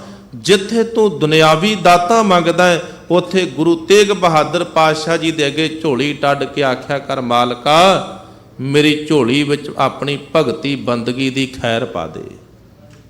ਜਿਵੇਂ ਬਾਬਾ ਫਰੀਦ ਸਾਹਿਬ ਨੇ ਅਰਦਾਸ ਕੀਤੀ ਨਾ ਪ੍ਰਮਾਤਮਾ ਦੇ ਖੁਦਾ ਦੇ ਅੱਗੇ, ਸ਼ੇਖ ਫਰੀਦੈ ਖੈਰ ਦੀਜੈ ਬੰਦਗੀ। ਹੇ ਖੁਦਾ, ਹੇ ਪ੍ਰਮਾਤਮਾ, ਮੈਂ ਤੇਰੇ ਦਰ ਦਾ ਮੰਗਤਾ, ਮੇਰੀ ਝੋਲੀ ਵਿੱਚ ਆਪਣੀ ਭਗਤੀ ਦੀ ਖੈਰ ਪਾ ਦੇ। ਨੌ ਨਿਧ ਅੰਮ੍ਰਿਤ ਪ੍ਰਭ ਕਾ ਨਾਮ ਦੇਹੀ, ਮੈਂ ਇਸ ਕਾ ਬਿਸ਼ਰਾਮ। ਮਾਲਕ ਸਾਰੀਆਂ ਦਾਤਾਂ ਦੇਣ ਵਾਲਾ ਹੈ। ਇਸ ਲਈ ਕਹਿੰਦੇ ਹੇ ਰੱਬ ਜੀ, ਰਿੱਧ ਸਿੱਧ ਪ੍ਰਾਣ ਆਧਾਰੀ, ਤੂੰ ਸਾਡੇ ਪ੍ਰਾਣਾਂ ਦਾ ਆਧਾਰ ਹੈ। ਤੇਰੇ ਕਰਕੇ ਸਾਡੇ ਪ੍ਰਾਣ ਚੱਲ ਰਹੇ ਨੇ। ਤਾਂ ਕਿ ਰੂਪ ਨਾ ਜਾਹੀ ਲਖਣੇ, ਕਿਆ ਕਰ ਆਖ ਵਿਚਾਰੀ। ਹੇ ਪ੍ਰਮਾਤਮਾ, ਤੂੰ ਸਾਰਿਆਂ ਦੇ ਵਿੱਚ ਪਸਰਿਆ ਹੋਇਆ, ਸਾਰੇ ਤੇਰੇ ਹੀ ਰੂਪ ਨੇ। ਤੇਰੀ ਕੁਦਰਤ ਨੂੰ ਕੀ ਵਰਣਨ ਕਰੀਏ। ਕਿਸੇ ਨੇ ਇੱਕ ਗੁਲਾਬ ਦੇ ਫੁੱਲ ਨੂੰ ਵਡਿਆਇਆ, ਉਹਦੀ ਸਿਫਤ ਕੀਤੀ। ਗੁਲਾਬ ਦੇ ਫੁੱਲ ਦਾ ਪੌਦਾ ਖੜਾ ਹੈ, ਬੜੇ ਸੋਹਣੇ ਫੁੱਲ ਲੱਗੇ ਨੇ। ਜਾ ਕੇ ਉਸ ਫੁੱਲ ਦੇ ਕੋਲ ਖੜਾ ਹੋ ਕੇ ਉਹਦੀ ਤਾਰੀਫ ਕਰਦਾ, ਐ ਫੁੱਲ ਤੂੰ ਬੜਾ ਮਹਾਨ ਹੈ। ਕਿਉਂ? ਤੇਰੀ ਖੂਬਸੂਰਤੀ, ਤੇਰਾ ਰੰਗ, ਤੇਰਾ ਰੂਪ, ਤੇਰੀ ਸੁਗੰਧ ਬਾ ਕਮਾਲ ਹੈ। ਬੜਾ ਖੂਬਸੂਰਤ ਹੈ ਤੂੰ। ਹੁਣ ਫੁੱਲ ਖੂਬਸੂਰਤ ਹੀ ਹੁੰਦੇ ਨੇ ਜੀ। ਉਹਨੇ ਤਾਰੀਫ ਕੀਤੀ, ਐ ਫੁੱਲ ਤੂੰ ਤੇ ਬੜਾ ਮਹਾਨ ਹੈ। ਫੁੱਲ ਨੇ ਆਖਿਆ, ਭਲਿਆ ਮੈਂ ਕੋਈ ਮਹਾਨ ਨਹੀਂ। ਕਹਿੰਦਾ ਕਿਉਂ? ਉਹ ਆਂਦਾ ਵੀ ਜਿਹੜਾ ਮੇਰਾ ਸੁਹੱਪਣ ਹੈ, ਮੇਰੀ ਸੁਗੰਧੀ ਹੈ, ਮੇਰਾ ਰੰਗ ਰੂਪ ਹੈ, ਮੇਰਾ ਨਹੀਂ, ਮੈਂ ਤੇ ਕੁਝ ਵੀ ਨਹੀਂ। ਕਹਿੰਦਾ ਕਿਉਂ? ਤੇਰਾ ਕਿਉਂ ਨਹੀਂ?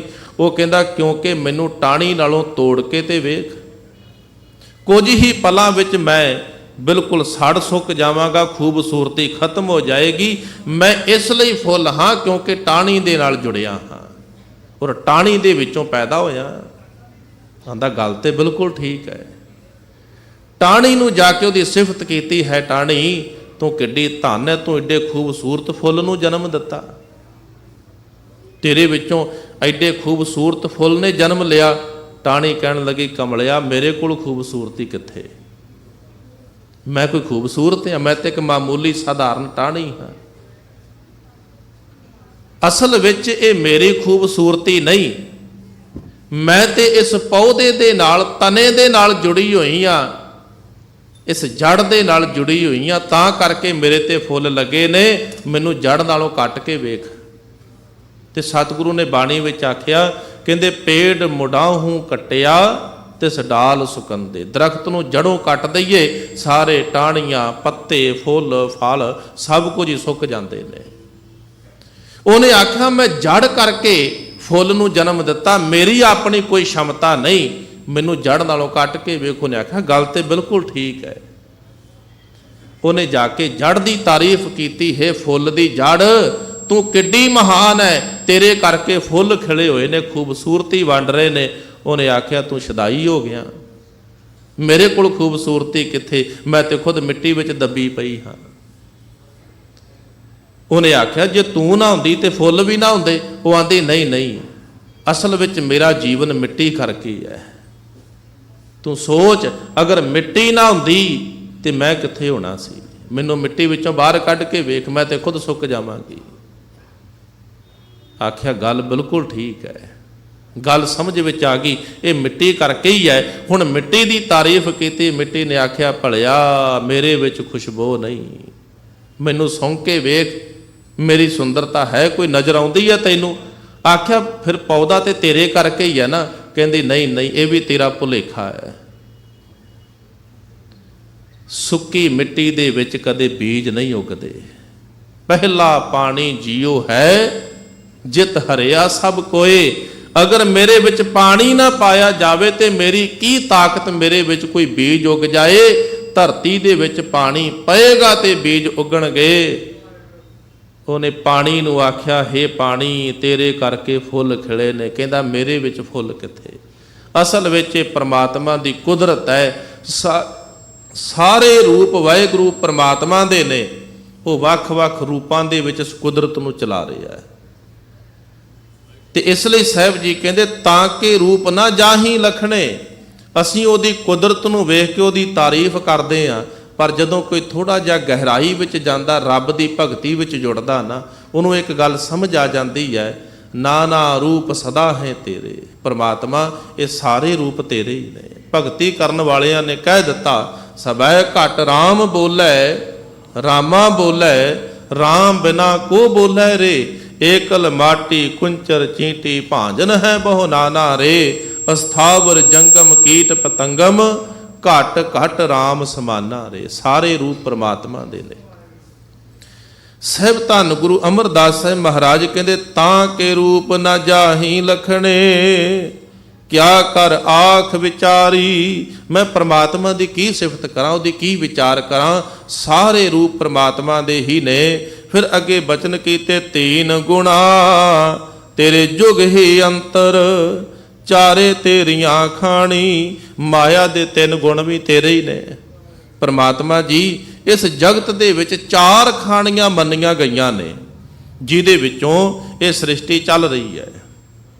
ਪ੍ਰਮਾਤਮਾ ਜੀ ਚਾਰ ਖਾਣੀਆਂ ਨੂੰ ਬਣਾਉਣ ਵਾਲਾ ਵੀ ਤੂੰ ਹੀ ਹੈ। ਚਾਰੇ ਤੇਰੀਆਂ ਖਾਣੀ, ਅੰਡਜ ਜੇਰਜ ਸੇਤਜ ਉਤਪੁਜ, ਇਹ ਚਾਰ ਖਾਣੀਆਂ ਨੇ। ਇਹਨਾਂ ਦਾ ਜ਼ਿਕਰ ਬਾਣੀ ਵਿੱਚ ਆਉਂਦਾ ਹੈ। ਤੋ ਇਹਨਾਂ ਚਾਰਾਂ ਖਾਣੀਆਂ ਤੋਂ ਜੀਵ ਪੈਦਾ ਹੋ ਰਹੇ ਨੇ। ਜਦੋਂ ਅਸੀਂ ਆਮ ਸਮਾਜ ਵਿੱਚ ਵਿਚਰਦੇ ਹਾਂ ਤੇ ਇੱਕ ਬਿਨਾਂ ਮਤਲਬ ਦਾ ਇੱਕ ਸਵਾਲ ਜਿਹਾ ਸਾਡੇ ਸਾਹਮਣੇ ਲੋਕ ਛੱਡ ਦਿੰਦੇ ਨੇ। ਇੱਕ ਸਵਾਲ ਉਹਨੂੰ ਬੜਾ ਵੱਡਾ ਮੁੱਦਾ ਬਣਾਇਆ ਹੋਇਆ ਦੁਨੀਆ ਨੇ। ਉਹ ਸਵਾਲ ਕੀ ਹੈ? ਉਹਦਾ ਕੋਈ ਗੁਰਮਤਿ ਨਾਲ ਸੰਬੰਧ ਨਹੀਂ, ਪਰ ਆਪਾਂ ਕੇਵਲ ਸਮਝਣ ਲਈ ਉਹ ਕਹਿੰਦੇ ਜੀ ਆਂਡਾ ਪਹਿਲਾਂ ਆਇਆ ਕਿ ਮੁਰਗੀ ਪਹਿਲਾਂ ਆਈ। ਉਹ ਫਿਰ ਹੈਰਾਨ ਹੋ ਜਾਂਦਾ ਬੰਦਾ ਵੀ ਵਾਕਈ ਗੱਲ ਤੇ ਹੈਰਾਨੀ ਵਾਲੀ ਹੈ ਵੀ ਆਂਡਾ ਸੀ ਤੇ ਆਂਡਾ ਕਿੱਥੋਂ ਆਇਆ, ਮੁਰਗੀ ਸੀ ਤੇ ਮੁਰਗੀ ਕਿੱਥੋਂ ਆਈ। ਇਹ ਸਵਾਲ ਅੱਗੇ ਤੋਂ ਅੱਗੇ ਤੁਰਿਆ ਜਾਂਦਾ ਹੈ। ਗੁਰੂ ਪਾਤਸ਼ਾਹ ਨੂੰ ਪੁੱਛੀਏ, ਪਾਤਸ਼ਾਹ ਕਹਿੰਦੇ 4 ਖਾਣੀਆਂ ਵਿੱਚੋਂ ਜੀਵ ਪੈਦਾ ਹੋ ਰਹੇ ਨੇ, ਅੰਡੇ ਦੇ ਵਿੱਚੋਂ ਜੀਵ ਪੈਦਾ ਹੋ ਰਹੇ ਨੇ, ਅੰਡਜ ਜੇਰਜ ਸੇਤਜ ਉਤਪਜ ਤੇਰੇ ਕੀਤੇ ਜਨਤਾ। ਤੋ ਕਹਿਣਾ ਪਏਗਾ ਪਹਿਲਾਂ ਅੰਡਾ ਸੀ ਤੇ ਫਿਰ ਵਿੱਚੋਂ ਮੁਰਗੀ ਨਿਕਲੀ।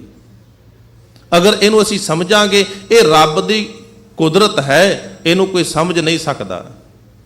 ਸਵਾਲ ਇਕੱਲੀ ਮੁਰਗੀ ਦਾ ਨਹੀਂ, ਅਗਰ ਤੁਸੀਂ ਕਿਸੇ ਵੀ ਚੀਜ਼ ਨੂੰ ਲਓਗੇ ਸਵਾਲ ਉੱਥੇ ਖੜਾ ਹੋਏਗਾ। ਅਸੀਂ ਆਪਣੀ ਗੱਲ ਕਰੀਏ, ਪਹਿਲਾ ਇਨਸਾਨ ਕਿੱਥੋਂ ਆਇਆ ਜੀ? ਪਹਿਲਾਂ ਇਸਤਰੀ ਸੀ ਕਿ ਪੁਰਸ਼ ਸੀ? ਪਹਿਲਾਂ ਪਾਤਸ਼ਾਹ ਤੇ ਕਹਿ ਰਹੇ ਨੇ ਜੈਸੇ ਮਾਤ ਪਿਤਾ ਬਿਨ ਬਾਲ ਨਾ ਹੋਈ, ਮਾਤਾ ਪਿਤਾ ਤੋਂ ਬਿਨਾਂ ਬੱਚੇ ਦਾ ਜਨਮ ਨਹੀਂ ਹੋ ਸਕਦਾ। ਤੇ ਜੇ ਪਹਿਲਾਂ ਮਾਤਾ ਪਿਤਾ ਸੀ ਤੇ ਉਹ ਕਿੱਥੋਂ ਆਏ ਜੀ? ਗੱਲ ਇਕੱਲੀ ਮੁਰਗੀ ਜਾਂ ਅੰਡੇ ਦੀ ਨਹੀਂ, ਤੋ ਕਹਿਣਾ ਪਏਗਾ ਉਹਨਾਂ ਦੇ ਮਾਤਾ ਪਿਤਾ ਸੀ, ਉਹ ਕਿੱਥੋਂ ਆਏ? ਤੋ ਗੱਲ ਸਵਾਲ ਉੱਥੇ ਵੀ ਖੜਾ ਹੈ। ਪਹਿਲਾਂ ਬੀਜ ਸੀ ਕਿ ਪਹਿਲਾਂ ਪੌਦਾ ਸੀ? ਸਵਾਲ ਇੱਥੇ ਵੀ ਖੜਾ ਹੋਏਗਾ। ਅੰਬ ਦੇ ਵਿੱਚ ਗੁਠਲੀ ਹੈ, ਗੁਠਲੀ ਤੋਂ ਅੰਬ ਦਾ ਪੇੜ ਬਣਦਾ ਹੈ, ਤੋ ਕਹਿਣਾ ਪਏਗਾ ਪਹਿਲਾਂ ਅੰਬ ਸੀ ਕਿ ਪਹਿਲਾਂ ਪੇੜ ਸੀ? ਧੰਨ ਗੁਰੂ ਅਮਰਦਾਸ ਪਾਤਸ਼ਾਹ ਕਹਿੰਦੇ ਹੇ ਰੱਬ ਜੀ, ਹੇ ਪ੍ਰਮਾਤਮਾ ਜੀ, ਤੇਰੀ ਇਸ ਕੁਦਰਤ ਦਾ ਕੌਣ ਅੰਤ ਪਾ ਸਕਦਾ ਹੈ? ਕੋਈ ਨਹੀਂ ਪਾ ਸਕਦਾ। ਇਸ ਗੱਲ ਨੂੰ ਕੋਈ ਆਖੇ ਮੈਂ ਸਮਝ ਲਵਾਂ, ਇਹ ਮਨੁੱਖ ਦੀ ਜੋ ਸਮਝ ਹੈ, ਘੱਟ ਸਮਝ ਦਾ ਹੀ ਇਹ ਪ੍ਰਤੀਕ ਹੋਏਗਾ। ਕੋਈ ਇਸ ਗੱਲ ਨੂੰ ਸਮਝਣ ਦੀ ਕੋਸ਼ਿਸ਼ ਕਰੇ ਵੀ ਪਹਿਲਾਂ ਕੀ ਸੀ। ਇਸ ਲਈ ਪਾਤਸ਼ਾਹ ਕਹਿੰਦੇ ਹੇ ਰੱਬ ਜੀ, ਚਾਰੇ ਤੇਰੀਆਂ ਖਾਣੀ, ਚਾਰੇ ਖਾਣੀਆਂ ਤੇਰੀਆਂ ਹੀ ਬਣਾਈਆਂ ਹੋਈਆਂ ਨੇ। ਪਰ ਪਾਤਸ਼ਾਹ ਨਾਲ ਇਹ ਵੀ ਆਖਿਆ ਕੇਤੀਆਂ ਖਾਣੀ, ਕੇਤੀਆਂ ਬਾਣੀ, ਕੇਤੇ ਪਾਤ ਨਰਿੰਦਰ। ਪਰ ਜੋ ਮਿਥੀਆਂ ਗਈਆਂ ਨੇ ਉਹਦਾ ਜ਼ਿਕਰ ਪਾਤਸ਼ਾਹ ਨੇ ਇੱਥੇ ਕੀਤਾ।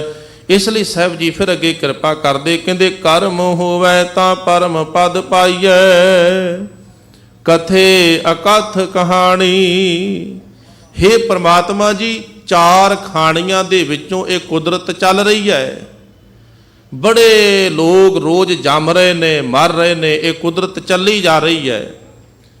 ਪਰ ਇਹਨਾਂ ਸਾਰੇ ਜੀਵਾਂ ਦੇ ਵਿੱਚੋਂ ਜਿਹਦੇ ਉੱਪਰ ਤੇਰੀ ਰਹਿਮ ਤੇ ਨਜ਼ਰ ਹੋ ਜਾਏ, ਤੇਰੀ ਕਿਰਪਾ ਹੋ ਜਾਏ, ਉਹਨੂੰ ਪਰਮ ਪਦਵੀ ਮਿਲਦੀ ਹੈ। ਨਹੀਂ ਤੇ ਭੈ ਵਿੱਚ ਆਵਹਿ ਜਾਵਹਿ ਪੂਰ, ਪੂਰਾਂ ਦੇ ਪੂਰ ਜੰਮ ਰਹੇ ਨੇ, ਮਰ ਰਹੇ ਨੇ, ਕੋਈ ਜੀਵਨ ਸਫਲ ਥੋੜਾ ਹੋ ਰਿਹਾ ਸਾਰਿਆਂ ਦਾ। ਪਾਤਸ਼ਾਹ ਕਹਿੰਦੇ ਜਿਹਦੇ ਉੱਪਰ ਤੇਰਾ ਕਰਮ ਹੋ ਜਾਏ, ਕਰਮ ਤੋਂ ਭਾਵ ਹੈ ਬਖਸ਼ਿਸ਼, ਕਰਮ ਹੋਵੇ ਤਾਂ ਪਰਮ ਪਦ ਪਾਈਐ। ਪਰਮ ਪਦ ਤੋਂ ਭਾਵ ਹੈ ਉੱਚੀ ਆਤਮਿਕ ਅਵਸਥਾ। ਖਿਆਲ ਕਰਨਾ, ਦੁਨੀਆ ਦਾ ਹਰ ਇਨਸਾਨ ਉੱਚਾ ਉੱਠਣਾ ਚਾਹੁੰਦਾ ਹੈ। ਮਾਇਆ ਪੱਖੋਂ ਮੈਂ ਹੋਰ ਉੱਚਾ ਹੋ ਜਾਵਾਂ, ਮਨੁੱਖ ਮਰਦੇ ਦਮ ਤੱਕ ਯਤਨ ਕਰਦਾ ਹੈ। ਔਰ ਮਨੁੱਖ ਨੇ ਤੇ ਇਹ ਅਖਾਣ ਵੀ ਬਣਾ ਲਏ, ਉਹ ਆਂਦਾ ਚਮੜੀ ਜਾਏ ਪਰ ਦਮੜੀ ਨਾ ਜਾਏ। ਮਰ ਜਾਗਾ ਪਰ ਮਾਇਆ ਨਹੀਂ ਜਾਣ ਦੇਵਾਂਗਾ। ਮਾਇਆ ਪੱਖੋਂ ਹੋਰ ਉੱਚਾ ਉੱਠਣਾ ਚਾਹੁੰਦਾ ਹੈ।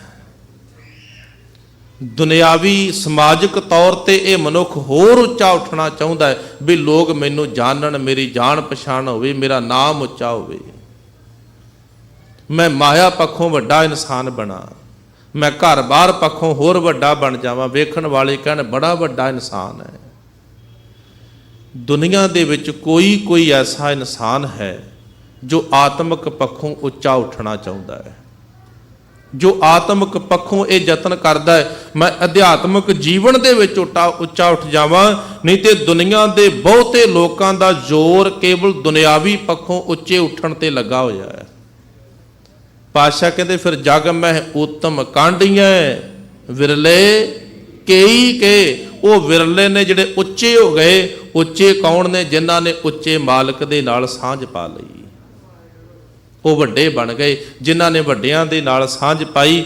ਦੁਨੀਆ ਦੇ ਵਿੱਚ ਜਦੋਂ ਕੋਈ ਇਨਸਾਨ ਆਪਣੇ ਤੋਂ ਵੱਡੇ ਦੇ ਨਾਲ ਸਾਂਝ ਪਾਉਂਦਾ ਨਾ ਜੀ, ਉਹਨੂੰ ਵਡਿਆਈ ਮਿਲਦੀ ਹੈ ਦੁਨੀਆ ਦੇ ਵਿੱਚ। ਕੋਈ ਨੌਜਵਾਨ ਕੋਈ ਬੱਚਾ ਬਜ਼ੁਰਗ ਕੋਲ ਬੈਠਾ ਹੋਵੇ ਤੇ ਵੇਖਣ ਵਾਲਾ ਕਹਿੰਦਾ ਵੀ ਇਹ ਸਿਆਣਾ ਬੱਚਾ ਹੈ, ਕਿਉਂਕਿ ਕਿਸੇ ਬਜ਼ੁਰਗ ਕੋਲ ਬੈਠ ਕੇ ਉਤੋਂ ਕੁਝ ਸਿੱਖ ਰਿਹਾ, ਜ਼ਿੰਦਗੀ ਦੇ ਤਜਰਬੇ ਲੈ ਰਿਹਾ। ਕੋਈ ਇਨਸਾਨ ਕਿਸੇ ਸਰਕਾਰੀ ਦਰਬਾਰੇ ਕਿਸੇ ਨਾਲ ਗੱਲਬਾਤ ਹੋਵੇ, ਆਪਾਂ ਕਹਿੰਦੇ ਬੜਾ ਵੱਡਾ ਬੰਦਾ ਹੈ, ਕਿਉਂਕਿ ਵੱਡੇ ਵੱਡੇ ਨੇਤਿਆਂ ਨਾਲ ਉੱਠਣਾ ਬੈਠਣਾ ਹੈ। ਇਹ ਤੇ ਦੁਨਿਆਵੀ ਖੇਡਾਂ ਨੇ। ਅਸਲ ਖੇਡ ਹੈ ਤੂੰ ਆਪਣੇ ਆਤਮਿਕ ਜੀਵਨ ਨੂੰ ਉੱਚਾ ਚੁੱਕ ਲੈ, ਇੰਨਾ ਕੁ ਉੱਚਾ ਕਿ ਪਰਮਾਤਮਾ ਦਾ ਹੀ ਰੂਪ ਹੋ ਜਾਏ। ਸਾਹਿਬ ਜੀ ਕਹਿੰਦੇ ਇਹ ਹੋਏਗਾ ਉਹਦੀ ਬਖਸ਼ਿਸ਼, ਉਹਦੀ ਕਿਰਪਾ ਦੇ ਨਾਲ। ਤੇ ਉਹਦੇ ਅੱਗੇ ਅਰਦਾਸ ਕਰੀਏ, ਮੇਰੇ ਮਾਲਕ ਜੀ ਮੇਰੇ ਤੇ ਕਿਰਪਾ ਕਰੋ, ਮੈਂ ਆਤਮਿਕ ਪੱਖੋਂ ਵੀ ਉੱਚਾ ਹੋ ਜਾਵਾਂ। ਕਰਮ ਹੋਵੇ ਤਾਂ ਪਰਮ ਪਦ ਪਾਈਐ, ਕਥੇ ਅਕਥ ਕਹਾਣੀ। ਫਿਰ ਜਿਹੜਾ ਉੱਚੇ ਜੀਵਨ ਵਾਲਾ ਹੈ ਉਹਦਾ ਜੀਵਨ ਹੀ ਰੱਬ ਦੀ ਵਿਆਖਿਆ ਕਰੇਗਾ। ਉਹਨੂੰ ਫਿਰ ਜ਼ੁਬਾਨ ਤੋਂ ਬੋਲਣ ਦੀ ਲੋੜ ਨਹੀਂ ਵੀ ਰੱਬ ਕਿਹੋ ਜਿਹਾ ਹੈ। ਭਗਤੀ ਕਰਨ ਵਾਲੇ ਦਾ ਜੀਵਨ ਹੀ ਅਕਥ ਦੀ ਕਹਾਣੀ ਨੂੰ ਬਿਆਨ ਕਰਦਾ ਹੈ। ਇਹੋ ਕਾਰਨ ਹੈ ਜਦੋਂ ਆਪਾਂ ਇਤਿਹਾਸ ਪੜ੍ਹਦੇ ਨਾ, ਸਾਨੂੰ ਬਹੁਤ ਥਾਵਾਂ ਤੇ ਇਹ ਉਦਾਹਰਨਾਂ ਮਿਲਣਗੀਆਂ ਕਿ ਕਿਸੇ ਸਿੱਖ ਦੇ ਜੀਵਨ ਨੂੰ ਵੇਖ ਕੇ ਵੇਖਣ ਵਾਲੇ ਦਾ ਜੀਵਨ ਐਸਾ ਪ੍ਰਭਾਵਿਤ ਹੋਇਆ ਵੀ ਉਹ ਵੀ ਸਿੱਖ ਬਣ ਗਿਆ। ਕਿਉਂ? ਉਹਦੇ ਜੀਵਨ ਨੇ ਵਿਆਖਿਆ ਕੀਤੀ ਗੁਰਮਤਿ ਦੀ, ਉਹਦੇ ਜੀਵਨ ਨੇ ਗੁਰਮਤਿ ਸਮਝਾ ਦਿੱਤੀ ਜੀਵਨ ਜਿਉਣ ਦੇ ਢੰਗ ਨੇ। ਭਾਵੇਂ ਆਪਾਂ ਭੂਮੀਏ ਦੀ ਗੱਲ ਕਰੀਏ, ਭਾਵੇਂ ਉਹ ਪੇਸ਼ੇ ਵਜੋਂ ਚੋਰ ਸੀ, ਪਰ ਗੁਰੂ ਨਾਨਕ ਪਾਤਸ਼ਾਹ ਜੀ ਦੀ ਸੋਭਤ ਮਿਲ ਗਈ, ਸੰਗਤ ਮਿਲ ਗਈ। ਗੁਰੂ ਨਾਨਕ ਪਾਤਸ਼ਾਹ ਜੀ ਦੇ 3 ਬਚਨ ਜ਼ਿੰਦਗੀ ਵਿੱਚ ਕਮਾ ਲਏ ਤੇ ਰਾਜੇ ਦੇ ਘਰ ਵਿੱਚ ਪਹੁੰਚ ਗਿਆ ਚੋਰੀ ਕਰਨ ਲਈ। ਇਤਿਹਾਸ ਆਪ ਜੀ ਨੂੰ ਪਤਾ ਹੈ। ਆਪਾਂ ਕੇਵਲ ਇੱਥੋਂ ਸਿੱਖਿਆ ਲੈਣੀ ਹੈ। ਜਦੋਂ ਗਰੀਬਾਂ ਤੇ ਮਾਰ ਹੋਣ ਲੱਗੀ ਤੇ ਉਹਨੇ ਆ ਕੇ ਆਪ ਆਖਿਆ ਵੀ ਰਾਜਾ ਅਸਲ ਵਿੱਚ ਚੋਰੀ ਕਰਨ ਮੈਂ ਹੀ ਆਇਆ ਸੀ। ਹੁਣ ਉਹਦੇ ਜੀਵਨ ਨੇ ਵਿਆਖਿਆ ਕੀਤੀ ਗੁਰੂ ਕੇ ਉਪਦੇਸ਼ ਦੀ। ਰਾਜਾ ਵੀ ਪ੍ਰਭਾਵਿਤ ਹੋਇਆ। ਉਹਨੇ ਆਖਿਆ ਭੂਮੀਆਂ ਭਾਵੇਂ ਤੂੰ ਚੋਰ ਆ, ਪਰ ਤੂੰ ਦੱਸ ਵੀ ਤੇਰਾ ਗੁਰੂ ਕੌਣ ਆ, ਜਿਹਨੇ ਤੈਨੂੰ ਇਹੋ ਜਿਹਾ ਜੀਵਨ ਦਿੱਤਾ। ਤੂੰ ਚੋਰੀ ਕੀਤਾ ਹੋਇਆ ਸਾਰਾ ਕੀਮਤੀ ਸਾਜੋ ਸਮਾਨ ਇੱਥੇ ਹੀ ਛੱਡ ਕੇ ਚਲਾ ਗਿਆ ਗੁਰੂ ਦੇ ਬਚਨ ਕਮਾਉਣ ਲਈ। ਤੂੰ ਮੈਨੂੰ ਐਸੇ ਗੁਰੂ ਕੋਲ ਲੈ ਕੇ ਚੱਲ, ਗੁਰੂ ਕੇ ਸਿੱਖਾ। ਜਦੋਂ ਤੂੰ ਗੁਰਮਤਿ ਅਨੁਸਾਰ ਜੀਵਨ ਜਿਉਏਗਾ, ਰੱਬ ਦੀ ਸਿਫਤ ਕਰੇਗਾ, ਤੇਰਾ ਜੀਵਨ ਹੀ ਅਕਥ ਦੀ ਕਹਾਣੀ ਨੂੰ ਬਿਆਨ ਕਰੇਗਾ। ਇਸ ਲਈ ਅੱਗੇ ਸਾਹਿਬ ਜੀ ਕਿਰਪਾ ਕਰਦੇ, ਕਹਿੰਦੇ ਤੂੰ ਕਰਤਾ ਕੀਆ ਸਭ ਤੇਰਾ, ਕਿਆ ਕੋ ਕਰੇ ਪ੍ਰਾਣੀ। ਹੇ ਰੱਬ ਜੀ ਤੂੰ ਕਰਤਾ ਹੈ। ਰੋਜ਼ ਆਪਾਂ ਬਚਨ ਪੜ੍ਹਦੇ, ਤੂੰ ਕਰਤਾ ਸਚਿਆਰ ਮੈਂਡਾ ਸਾਈਂ, ਜੋ ਤੋ ਭਾਵੈ ਸੋਈ ਥੀਸੀ, ਜੋ ਤੂੰ ਦੇਹੇ ਸੋਈ ਹੋ ਪਾਈ। ਹੇ ਰੱਬ ਜੀ ਤੂੰ ਕਰਤਾ ਹੈ ਤੇ ਸਾਰਿਆਂ ਦੇ ਵਿੱਚ ਵਰਤ ਕੇ ਕਰਾਉਣ ਵਾਲਾ ਵੀ ਤੂੰ ਹੈ। ਤੇਰਾ ਹੀ ਕੀਤਾ ਹਰ ਥਾਂ ਤੇ ਵਰਤ ਰਿਹਾ ਹੈ, ਮਨੁੱਖ ਦੇ ਕੁਝ ਹੱਥ ਵੱਸ ਨਹੀਂ। ਅਸਲ ਵਿੱਚ ਇਹ ਬੜਾ ਗਹਿਰਾ ਨੁਕਤਾ ਹੈ। ਹੁਣ ਇਹ ਬਚਨ ਨੇ ਧੰਨ ਗੁਰੂ ਅਮਰਦਾਸ ਪਾਤਸ਼ਾਹ ਜੀ ਦੇ। ਇਹ ਗੱਲ ਹੈ ਜਿਨ੍ਹਾਂ ਨੇ ਰੱਬ ਦੀ ਭਗਤੀ ਕੀਤੀ, ਉਹਨਾਂ ਦੇ ਅੰਦਰੋਂ ਹਉ ਖਤਮ ਹੋ ਗਈ। ਉਹਨਾਂ ਨੇ ਆਖਿਆ ਰੱਬ ਜੀ ਸਭ ਕੁਝ ਤੂੰ ਹੀ ਕਰਵਾ ਰਿਹਾ ਹੈ। ਹੁਣ ਇਸ ਨੁਕਤੇ ਨੂੰ ਕੁਝ ਲੋਕਾਂ ਨੇ ਗਲਤ ਇਸਤੇਮਾਲ ਕੀਤਾ ਹੈ। ਵੇਖੋ ਨੁਕਤਾ ਉਹੀ ਹੁੰਦਾ ਹੈ ਤੇ ਕਰਨ ਵਾਲੇ ਉਹਦਾ ਗਲਤ ਉਪਯੋਗ ਵੀ ਕਰ ਲੈਂਦੇ ਨੇ। ਜਦੋਂ ਕੋਈ ਇਨਸਾਨ ਜਿਹੜਾ ਮਨਮੁਖ ਸੀ, ਬਾਣੀ ਤੋਂ ਟੁੱਟਿਆ ਹੋਇਆ ਸੀ, ਮਨ ਦੀ ਮੱਤ ਦੇ ਪਿੱਛੇ ਤੁਰਨ ਵਾਲਾ, ਉਹਨੇ ਕੋਈ ਗਲਤ ਕੰਮ ਕੀਤਾ, ਪਾਪ ਕੀਤਾ, ਨਸ਼ਾ ਕੀਤਾ, ਕਹਿੰਦਾ ਵੇਖੋ ਜੀ ਬਾਣੀ ਕਹਿ ਰਹੀ ਵੀ ਕਿਆ ਕੋ ਕਰੇ ਪ੍ਰਾਣੀ। ਮਨੁੱਖ ਕੀ ਕਰ ਸਕਦਾ, ਰੱਬ ਹੀ ਕਰਵਾਉਂਦਾ ਹੈ। ਤੋ ਕਹਿਣਾ ਪਏਗਾ ਤੇਰਾ ਹਾਲੀ ਜੀਵਨ ਉਹਨਾਂ ਉੱਚਾ ਨਹੀਂ ਸੀ ਜਿਸ ਨੁਕਤੇ ਨੂੰ ਤੂੰ ਫੜ ਕੇ ਬਹਿ ਗਿਆ। ਇਹ ਨੁਕਤਾ ਸੀ ਉੱਚੀ ਜੀਵਨ ਵਾਲਿਆਂ ਦਾ, ਉੱਚੀ ਆਤਮਿਕ ਅਵਸਥਾ ਵਾਲਿਆਂ ਦਾ। ਮਨਮੁਖ ਦੇ ਹੱਥ ਵਿੱਚ ਜਦੋਂ ਇਹ ਨੁਕਤਾ ਲੱਗਾ, ਪਾਪ ਕਰਕੇ ਆਪਣੇ ਗੁਨਾਹ ਦਾ ਦੋਸ਼ ਵੀ ਰੱਬ ਤੇ ਲਗਾਉਣ ਦੀ ਕੋਸ਼ਿਸ਼ ਕਰਦਾ ਹੈ। ਵੇਖੋ ਜੀ ਮਨੁੱਖ ਥੋੜਾ ਕੁਝ ਕਰਦਾ, ਰੱਬ ਹੀ ਕਰਵਾ ਰਿਹਾ। ਇਹ ਤੇ ਰੱਬ ਹੀ ਕਰਵਾਉਂਦਾ ਸਭ ਕੁਝ। ਬਾਣੀ ਕਹਿ ਰਹੀ ਹੈ ਨਹੀਂ ਨਹੀਂ, ਅਸਲ ਵਿੱਚ ਇੱਥੇ ਉਹ ਅਵਸਥਾ ਹੈ ਜਿੱਥੇ ਹਉਮੈ ਬਿਲਕੁਲ ਖਤਮ ਹੋ ਗਈ, ਮੈਂ ਖਤਮ ਹੋ ਗਈ। ਮਨੁੱਖ ਰੱਬ ਦੀ ਭਗਤੀ ਵਾਲੇ ਪਾਸੇ ਤੁਰਿਆ। ਉਹਨੇ ਆਖਿਆ ਹੇ ਪ੍ਰਮਾਤਮਾ ਜੀ ਮੈਂ ਕੀ ਕਰ ਸਕਦਾ, ਹਮਰਾ ਕੀਆ ਕਛੂ ਨਾ ਹੋਏ, ਕਰ ਹੈ ਰਾਮ ਹੋਏ ਹੈ ਸੋਏ। ਉੱਥੇ ਫਿਰ ਉਹ ਭਗਤੀ ਕਰਨ ਵਾਲਾ ਕਹਿੰਦਾ ਆਪ ਜਪਾਏ, ਜਪੈ ਸੋ ਨਾਉ ਆਪ ਗਾਵਾਏ, ਸੋ ਹਰ ਗੁਣ ਗਾਓ। ਮੈਂ ਨਹੀਂ ਗਾ ਰਿਹਾ, ਪਰਮਾਤਮਾ ਮੇਰੇ ਕੋਲੋਂ ਗਵਾ ਰਿਹਾ ਹੈ। ਇਸ ਲਈ ਕਹਿੰਦੇ ਜਾਂ ਕੋ ਨਦਰ ਕਰੇ ਤੂੰ ਆਪਣੀ, ਸਾਹੀ ਸੱਚ ਸਮਾਣੀ। ਹੇ ਮਾਲਕ ਜੀ, ਜੀਤੇ ਤੂੰ ਰਹਿਮਤ ਤੇ ਨਦਰ ਕਰ ਦਿੰਦਾ ਹੈ, ਉਹ ਐਸੇ ਸਚਿਆਰ ਜੀਵਨ ਵਾਲਾ ਬਣ ਜਾਂਦਾ ਹੈ, ਉਹ ਤੇਰੇ ਵਿੱਚ ਸਮਾ ਜਾਂਦਾ ਹੈ, ਤੇਰਾ ਹੀ ਰੂਪ ਹੋ ਜਾਂਦਾ ਹੈ। ਸਤਿਗੁਰੂ ਕਿਰਪਾ ਕਰਨ, ਰਹਾਉ ਦੇ ਬਚਨ, ਤਾਂ ਕਿ ਚਰਨ ਜਪੈ ਜਨ ਨਾਨਕ, ਬੋਲੇ ਅੰਮ੍ਰਿਤ ਬਾਣੀ। ਪਵਿੱਤਰ ਅੰਮ੍ਰਿਤ ਬਾਣੀ ਦੇ ਨਾਲ ਜੁੜ ਕੇ, ਰੱਬ ਦੀ ਭਗਤੀ ਨਾਲ ਜੁੜ ਕੇ ਅਸੀਂ ਵੀ ਆਪਣੇ ਜੀਵਨ ਨੂੰ ਸਵਾਰ ਸਕੀਏ। ਧੰਨ ਗੁਰੂ ਅਮਰਦਾਸ ਸਾਹਿਬ ਮਹਾਰਾਜ ਸੱਚੇ ਪਾਤਸ਼ਾਹ ਜੀ ਦੇ ਪਾਵਨ ਪਵਿੱਤਰ ਉਪਦੇਸ਼ ਨੂੰ ਅਸੀਂ ਆਪਣੇ ਜੀਵਨ ਵਿੱਚ ਕਮਾ ਸਕੀਏ। ਸਤਿਗੁਰੂ ਸਾਰਿਆਂ ਤੇ ਐਸੀ ਰਹਿਮਤ ਕਰਨ। ਆਪ ਸਮੂਹ ਸਾਧ ਸੰਗਤ ਦਾ ਧੰਨਵਾਦ। ਦਿੱਲੀ ਸਿੱਖ ਗੁਰਦੁਆਰਾ ਪ੍ਰਬੰਧਕ ਕਮੇਟੀ, ਧਰਮ ਪ੍ਰਚਾਰ ਕਮੇਟੀ ਦਾ ਧੰਨਵਾਦ। ਧੰਨ ਧੰਨ ਸਤਿਗੁਰੂ ਗੁਰੂ ਤੇਗ ਬਹਾਦਰ ਸਾਹਿਬ ਮਹਾਰਾਜ ਸੱਚੇ ਪਾਤਸ਼ਾਹ ਜੀ ਦਾ ਕੋਟਾਨ ਕੋਟ ਸ਼ੁਕਰਾਨਾ, ਜਿਨ੍ਹਾਂ ਨੇ ਆਪਣੀ ਮੁਬਾਰਕ ਗੋਦ ਵਿੱਚ ਬਿਠਾ ਕੇ ਸਾਨੂੰ ਬਾਣੀ ਨਾਲ ਜੁੜਨ ਦਾ ਇਹ ਸੁਭਾਗ ਬਖਸ਼ਿਸ਼ ਕੀਤਾ ਹੈ। ਗੁਰੂ ਗ੍ਰੰਥ ਸਾਹਿਬ ਮਹਾਰਾਜ ਜੀ ਦਾ ਸ਼ੁਕਰਾਨਾ। ਸਿੰਘ ਸਾਹਿਬ ਸਾਰਿਆਂ ਦਾ ਧੰਨਵਾਦ। ਸਤਿਗੁਰੂ ਸਾਰਿਆਂ ਤੇ ਬਖਸ਼ਿਸ਼ ਕਰਨ। ਇਸੇ ਤਰ੍ਹਾਂ ਆਪਣੇ ਦਰ ਘਰ ਨਾਲ ਜੋੜ ਕੇ ਸੇਵਾ ਸਿਮਰਨ ਭਗਤੀ ਦੀ ਦਾਤ ਬਖਸ਼ਿਸ਼ ਕਰਨ। ਭੁੱਲਾਂ ਗਲਤੀਆਂ ਦੀ ਖਿਮਾ ਅਸੀਸ ਬਖਸ਼ੋ, ਫਤਿਹ ਬੁਲਾਓ। ਵਾਹਿਗੁਰੂ ਜੀ ਕਾ ਖਾਲਸਾ, ਵਾਹਿਗੁਰੂ ਜੀ ਕੀ ਫਤਿਹ।